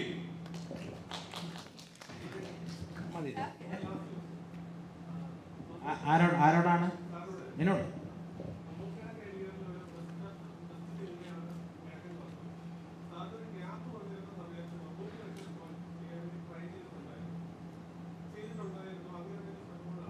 ഉണ്ടായിരുന്നു. കായൽ സാമ്പ്രാട്ട് എന്നൊരു സബ്ജക്റ്റ് ഞങ്ങൾ പ്ലാൻ ചെയ്തു. അത് 3 റൈറ്റേഴ്സായിരുന്നു. അത് കഥ ഷാജി പാണ്ഡവത്ത്, തിരക്കഥ Dennis Joseph, script Damodara master. അത് ഏതാണ്ട് മൂവായി ഒരു ഫൈനൽ വന്നതാണ്. അപ്പോൾ ആ സമയത്ത് ഇത് കുറച്ച് കാര്യങ്ങൾ കൊണ്ട് അത് വർക്കൗട്ട് ആവാതെ പോയി. എന്നൊക്കെയല്ല, ഇത്രയും കോസ്റ്റ് ഒന്നും അന്ന് താങ്ങത്തില്ല. അന്ന് ഈ പറഞ്ഞാൽ മമ്മൂക്ക മമ്മൂക്ക നല്ല സ്ട്രോങ് ആണ്. പക്ഷെ എന്നാലും നമുക്കൊരു നമ്മുടെ കാൽക്കുലേഷൻ്റെ മുകളിലായിരുന്നു എൻ്റെ പ്രോജക്റ്റിൻ്റെ കോസ്റ്റ്. ഇപ്പം മോഹൻലാലിൻ്റെ പ്രോജക്റ്റ് കാർത്തികേയൻ മാറിപ്പോയത് അതുകൊണ്ടാണ്. അതൊരു ഡാമിൻ്റെ സെറ്റ് ഇടണം, ഹെലികോപ്റ്റർ ഫൈറ്റ്, കണ്ടെയ്നർ, അതിൻ്റെ മേളിൽ ഫൈറ്റ്, ഇങ്ങനെയുള്ള സംഭവം. അതുകൊണ്ടാണ് അന്ന് അത് നടക്കാതെ പോയത്. അത് നല്ല സബ്ജക്റ്റായിരുന്നു. കാരണം കായൽ സാമ്പ്രാട്ട് ഞങ്ങളൊന്ന് ഫോട്ടോഷൂട്ടൊക്കെ ചെയ്തതാണ്. മമ്മൂക്ക ട്രിപ്പിൾ റോളായിരുന്നു. ഒരു അച്ഛനും 2 മക്കളായിട്ട്, ഒരു കർഷകൻ്റെയൊക്കെ നല്ല സബ്ജക്റ്റായിരുന്നു അത്. അതിപ്പോൾ ഇനി ഇരിപ്പുണ്ട്. പക്ഷെ ഇപ്പോൾ ഇനി വീണ്ടും വർക്ക് ചെയ്തെടുക്കണം. അതുകൊണ്ട് സംഭവിക്കാതെ പോയതാണ്. മമ്മൂക്കയുടെ എൻ്റെ സ്ക്രിപ്റ്റ് വർക്ക് നടന്നുകൊണ്ടിരിക്കുകയാണ്. ഒരു ഇടിവെട്ട് സാധനം വരും, ഈ വിരട്ട് സാധനം ഇപ്പോൾ വരും. ഈ ഒരു പടം കൂടെ ചെയ്യണം. IPS എന്ന സാധനം കിടപ്പുണ്ട്. പിന്നെ ബാബുവിനെ വെച്ചിട്ട് ഞാനൊരു സാധനം സബ്ജക്റ്റ് എല്ലാം പ്ലാൻ ചെയ്തിട്ടുണ്ട്. ടൈറ്റിൽ ബോബ് ആന്റണി എന്ന് പറഞ്ഞിട്ട് സബ്ജക്റ്റ്. അതായത് ആക്ഷൻ എന്ന് പറഞ്ഞാൽ ഇന്നും മലയാള സിനിമയിൽ അല്ലെ ഇന്ത്യൻ സിനിമയിൽ ഇങ്ങനൊരു ആക്ഷൻ പടം കണ്ടില്ല. സബ്ജക്റ്റൊക്കെ റെഡി ആയിട്ടുണ്ട്. അത് കഴിഞ്ഞാൽ മമ്മൂക്കയിലേക്ക് പോകും. അതിന് മുമ്പ് മമ്മൂക്കയുടെ ഡിസ്കഷൻ ഉണ്ട്. മോഹൻലാലായിട്ട് വലിയൊരു പ്രോജക്റ്റ് ഉണ്ട്. അതിൻ്റെ ഒരു സബ്ജക്റ്റൊക്കെ ആയിട്ടുണ്ട്. അത്രയാണ് അത് കഴിഞ്ഞാൽ ഞാൻ ഈ സിനിമ ഫീൽഡ് വിടുകയാണ്. അതാണ് എൻ്റെ ഒരു കാൽക്കുലേഷൻ. അത്രയേ ഉള്ളൂ എൻ്റെ സിനിമ. ഈ പടങ്ങളിലൊക്കെ ഞങ്ങളുണ്ട് വിടില്ല ഞങ്ങൾ. ഞങ്ങൾ സിനിമ ഫീൽഡ് ബാബുവിനെ വിടാൻ സമ്മതിക്കത്തില്ല. ഇതിനൊരു സിനിമ എന്ന് പറയുന്നത് അതൊരു ഓൺഗോയിങ് പ്രോസസ്സാണ്. ഇപ്പൊ തന്നെ ക്ലിൻറ്റ് ഈസ്റ്റ്വുഡ് കണ്ടല്ലേ, 94 കണ്ടേ പുള്ളി ഇപ്പോഴും ചെയ്യുന്ന പടങ്ങൾ ചെയ്തുകൊണ്ടിരിക്കുന്നു. എന്തെന്നറിയാമോ, ചെറിയ വയസ്സ് 16 വയസ്സിൽ വന്നാണ് ഫീൽഡിൽ ഞാൻ. പ്രീ ഡിഗ്രി എഴുതിയിട്ട് പിന്നെ സ്റ്റുഡിയോയിൽ പോയിക്കൊണ്ടിരിക്കുമ്പോഴാണ് ഡിഗ്രി എടുത്തത്. പിന്നെ ഒത്തിരി പേരുടെ കൂടെ ഞാൻ വർക്ക് ചെയ്തു. 40ഓളം പടങ്ങൾ അസോസിയേറ്റ് ഡയറക്ടറായിട്ട്, അസിസ്റ്റൻ്റായിട്ട് വർക്ക് ചെയ്തു. 24ാമത്തെ വയസ്സ് എൻ്റെ ഫസ്റ്റ് പടം ഡയറക്റ്റ് ചെയ്തു. 40 വർഷമാകുന്നു. ഇനി എന്താണ്, ഇനി ഒരു 4-5 പടം ചെയ്യുക, ബാക്കൗട്ട് ചെയ്യുക എന്നാണ് സത്യത്തിൽ എൻ്റെ ഒരു ആഗ്രഹം. അത് ഇനി ചെയ്യുമ്പോൾ ഉള്ള പടം എല്ലാം ഒരു മൈൽ സ്റ്റോൺ പടം പോലെ ആയിരിക്കണം. ഒരു സിനിമയ്ക്ക് വേണ്ടിയിട്ടുള്ള സിനിമയുടെ സബ്ജക്റ്റ് അല്ല ഇപ്പോൾ എടുത്തു വെച്ചിരിക്കണം. ഇത്രയുള്ള ആഗ്രഹം. ഇനിയെല്ലാം നമ്മുടെ കയ്യിലല്ലല്ലോ എല്ലാം. ഓക്കെ. പക്ഷെ സാർ ഇങ്ങനെ പറയും, സാർ ഒരു ഗ്യാപ്പ് എടുത്ത് ഇടയ്ക്കിടയ്ക്ക് വന്നുകൊണ്ടിരിക്കും. കാരണം കന്യാകുമാരി ചെയ്യുന്നതിന് മുമ്പ് സാർ ഒരു 6 years ഗ്യാപ്പിലായിരുന്നു പിന്നെ ചെയ്യുന്നത്. അനുഗ്രഹിക്കണം, ഇത്രയും എനിക്ക് പറയാനുള്ളൂ. മാക്സിമം സപ്പോർട്ട് വേണം എല്ലാവരുടെയും. ഫുള്ളി എൻ്റർടൈനറാണത്. അതൊരു ബോറിംഗ് പടമൊന്നും ആയിരിക്കില്ല. ആരും അങ്ങനെ വലിയ കുറ്റം പറയാൻ പറ്റുന്ന ഒരു പടം അല്ല എന്നാണ് ഞങ്ങളുടെയൊക്കെ പ്രതീക്ഷ. എന്നാലും എല്ലാവരുടെ സപ്പോർട്ട് വേണം, എല്ലാവരുടെ അനുഗ്രഹം വേണം.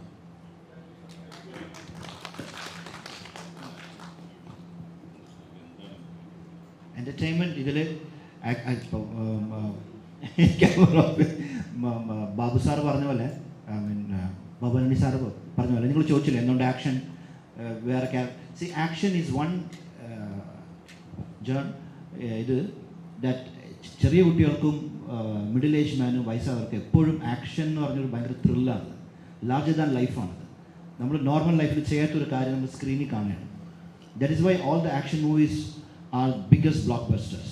Tom Cruise ആയിക്കോട്ടെ, അർണോൾഡ് ആയിക്കോട്ടെ, സിൽവസ്റ്റർ സ്റ്റലോൺ ആയിക്കോട്ടെ, വാൻ ഡേം ആയിക്കോട്ടെ, ജാക്കി ചാൻ ആയിക്കോട്ടെ, anybody you name, Salman Khan ആയിക്കോട്ടെ, ഇനി അജിത്ത് ആയിക്കോട്ടെ, വിജയ് ആയിക്കോട്ടെ. So the action stands out a lot. So അങ്ങനെ ആക്ഷൻ പാക്ഡ് ഒരു ഫിലിമും കൂടെയാണ്. So youngsters come watch the movie. Action, അടിപൊളി ആക്ഷനാണ് ഈ പടത്തിൽ.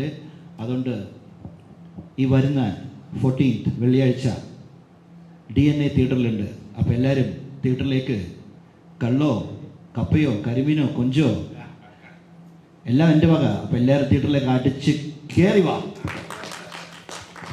വളരെ സന്തോഷമുണ്ട്. കാരണം ഞാൻ ആക്ഷൻസ് കാണുന്ന റിയാസ് ഒക്കെ ചെയ്യുന്നത്, അവർക്ക് എന്തോരം ആക്ഷൻസ് ചെയ്തിട്ടുണ്ട്, എന്തോരം കഷ്ടപ്പെടുന്നുണ്ട്. അപ്പോൾ അവരെ കണ്ട് എനിക്ക് പഠിക്കാൻ പറ്റി. ഭവനൻ സാറാണെങ്കിലും അദ്ദേഹം എത്രയും മൂവീസ് മലയാളത്തിൽ കൊണ്ടുവന്ന് ഇവരെയൊക്കെ കഷ്ടപ്പാടുകൾ നമ്മൾ കാണുന്നുണ്ട്. അപ്പോൾ ഇവരെ കണ്ട് ഞാൻ പഠിച്ചു വരുന്നു. അപ്പോൾ ഇവരെ പോലെ നല്ലൊരു ആക്ഷൻ ചെയ്യാനും എനിക്ക് സാധിക്കട്ടെ. നന്നായിട്ട് സപ്പോർട്ട് ചെയ്യുന്നതാണ് എല്ലാവരും. അപ്പോൾ അതുപോലെ സാറ് TS സാറാണേലും ആർട്ടിസ്റ്റുകൾക്ക് ഒരു ടെൻഷനും കൊടുക്കാത്ത ഒരു സിമ്പിൾ മാൻ. അതായത് ഇത് വേണം, അത്രേ ഉള്ളൂ.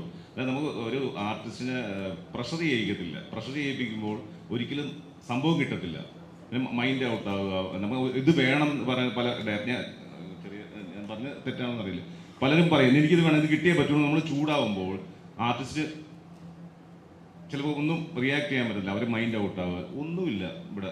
മക്കളെ ഇങ്ങനെ ചെയ്യണം, ഇത് ചെയ്യണം കേട്ടോ, ഇത് മതി കേട്ടോ, ഇത് കുറച്ച് വേണ്ട, ഇത് മതി, ഓക്കെ. നമുക്കൊരു ടെൻഷനും തരാത്ത വലിയൊരു ഡയറക്ടർ, നല്ലൊരു സ്ക്രിപ്റ്റ് റൈറ്റർ, എല്ലാ ഒരു ഫാമിലി പോലെ വലിയൊരു പ്രൊഡ്യൂസറെ നമുക്ക് കിട്ടി. അദ്ദേഹത്തിൻ്റെ കൂടെ വർക്ക് ചെയ്യാൻ പറ്റി. ഇത്രയും വലിയ സീനിയേഴ്സിൻ്റെ കൂടെ എനിക്ക് വർക്ക് ചെയ്യാൻ പറ്റിയത് വലിയ സന്തോഷം. അതുപോലെ ഹന്ന റജി കോശി പോലെ വലിയൊരു നായിക, അതുപോലെ ഗൗരി നദ്ദയെ പോലെ അവാർഡൊക്കെ കിട്ടിയ വലിയൊരു അവരുടെ കൂടെ അഭിനയിക്കാൻ പറ്റി. അതുപോലെ എൻ്റെ പപ്പൻ, എൻ്റെ ചക്കര മുത്ത്, എൻ്റെ രതീഷേട്ടൻ്റെ ചക്കരമുത്ത്. അപ്പോൾ പപ്പൻ വലിയൊരു ക്യാരക്ടറാണ് ഇത് ചെയ്യുന്നത്. അതൊക്കെ സസ്പെൻസ് ആയതുകൊണ്ട് നമുക്ക് ഒന്നും വെളിയിൽ പറയാൻ പറ്റില്ല. ആരുടെയും ക്യാരക്ടർ പറയാൻ പറ്റില്ല, ഇക്കടെ ക്യാരക്ടർ പറയാൻ പറ്റില്ല, എൻ്റെ ക്യാരക്ടർ പറയാൻ പറ്റില്ല. ആരും ഒന്നും റിവീൽ ചെയ്യാൻ പറ്റാത്തതുകൊണ്ടാണ്. ഇനി ബാക്കി നാളെ റിലീസാണ്, പ്രേക്ഷകരുടെ കയ്യിലാണ്. എല്ലാവരും ഞങ്ങളെ സപ്പോർട്ട് ചെയ്യുക. ഒരുപാട് പേരുടെ കഷ്ടപ്പാടാണ് സിനിമ, ഒരുപാട് പേരുടെ പ്രതീക്ഷകളാണ്. ഞങ്ങളെല്ലാവരും സപ്പോർട്ട് ചെയ്യുക. സാറിനെ കൊണ്ട് സന്തോഷം. എല്ലാവരും ഇവിടെ വന്ന് എല്ലാവർക്കും സന്തോഷം. മാക്സിമം നമ്മളെ സപ്പോർട്ട് ചെയ്യുക. എല്ലാവരുടെ അനുഗ്രഹം, എല്ലാവരുടെ സപ്പോർട്ട് എപ്പോഴും ഉണ്ടാകും.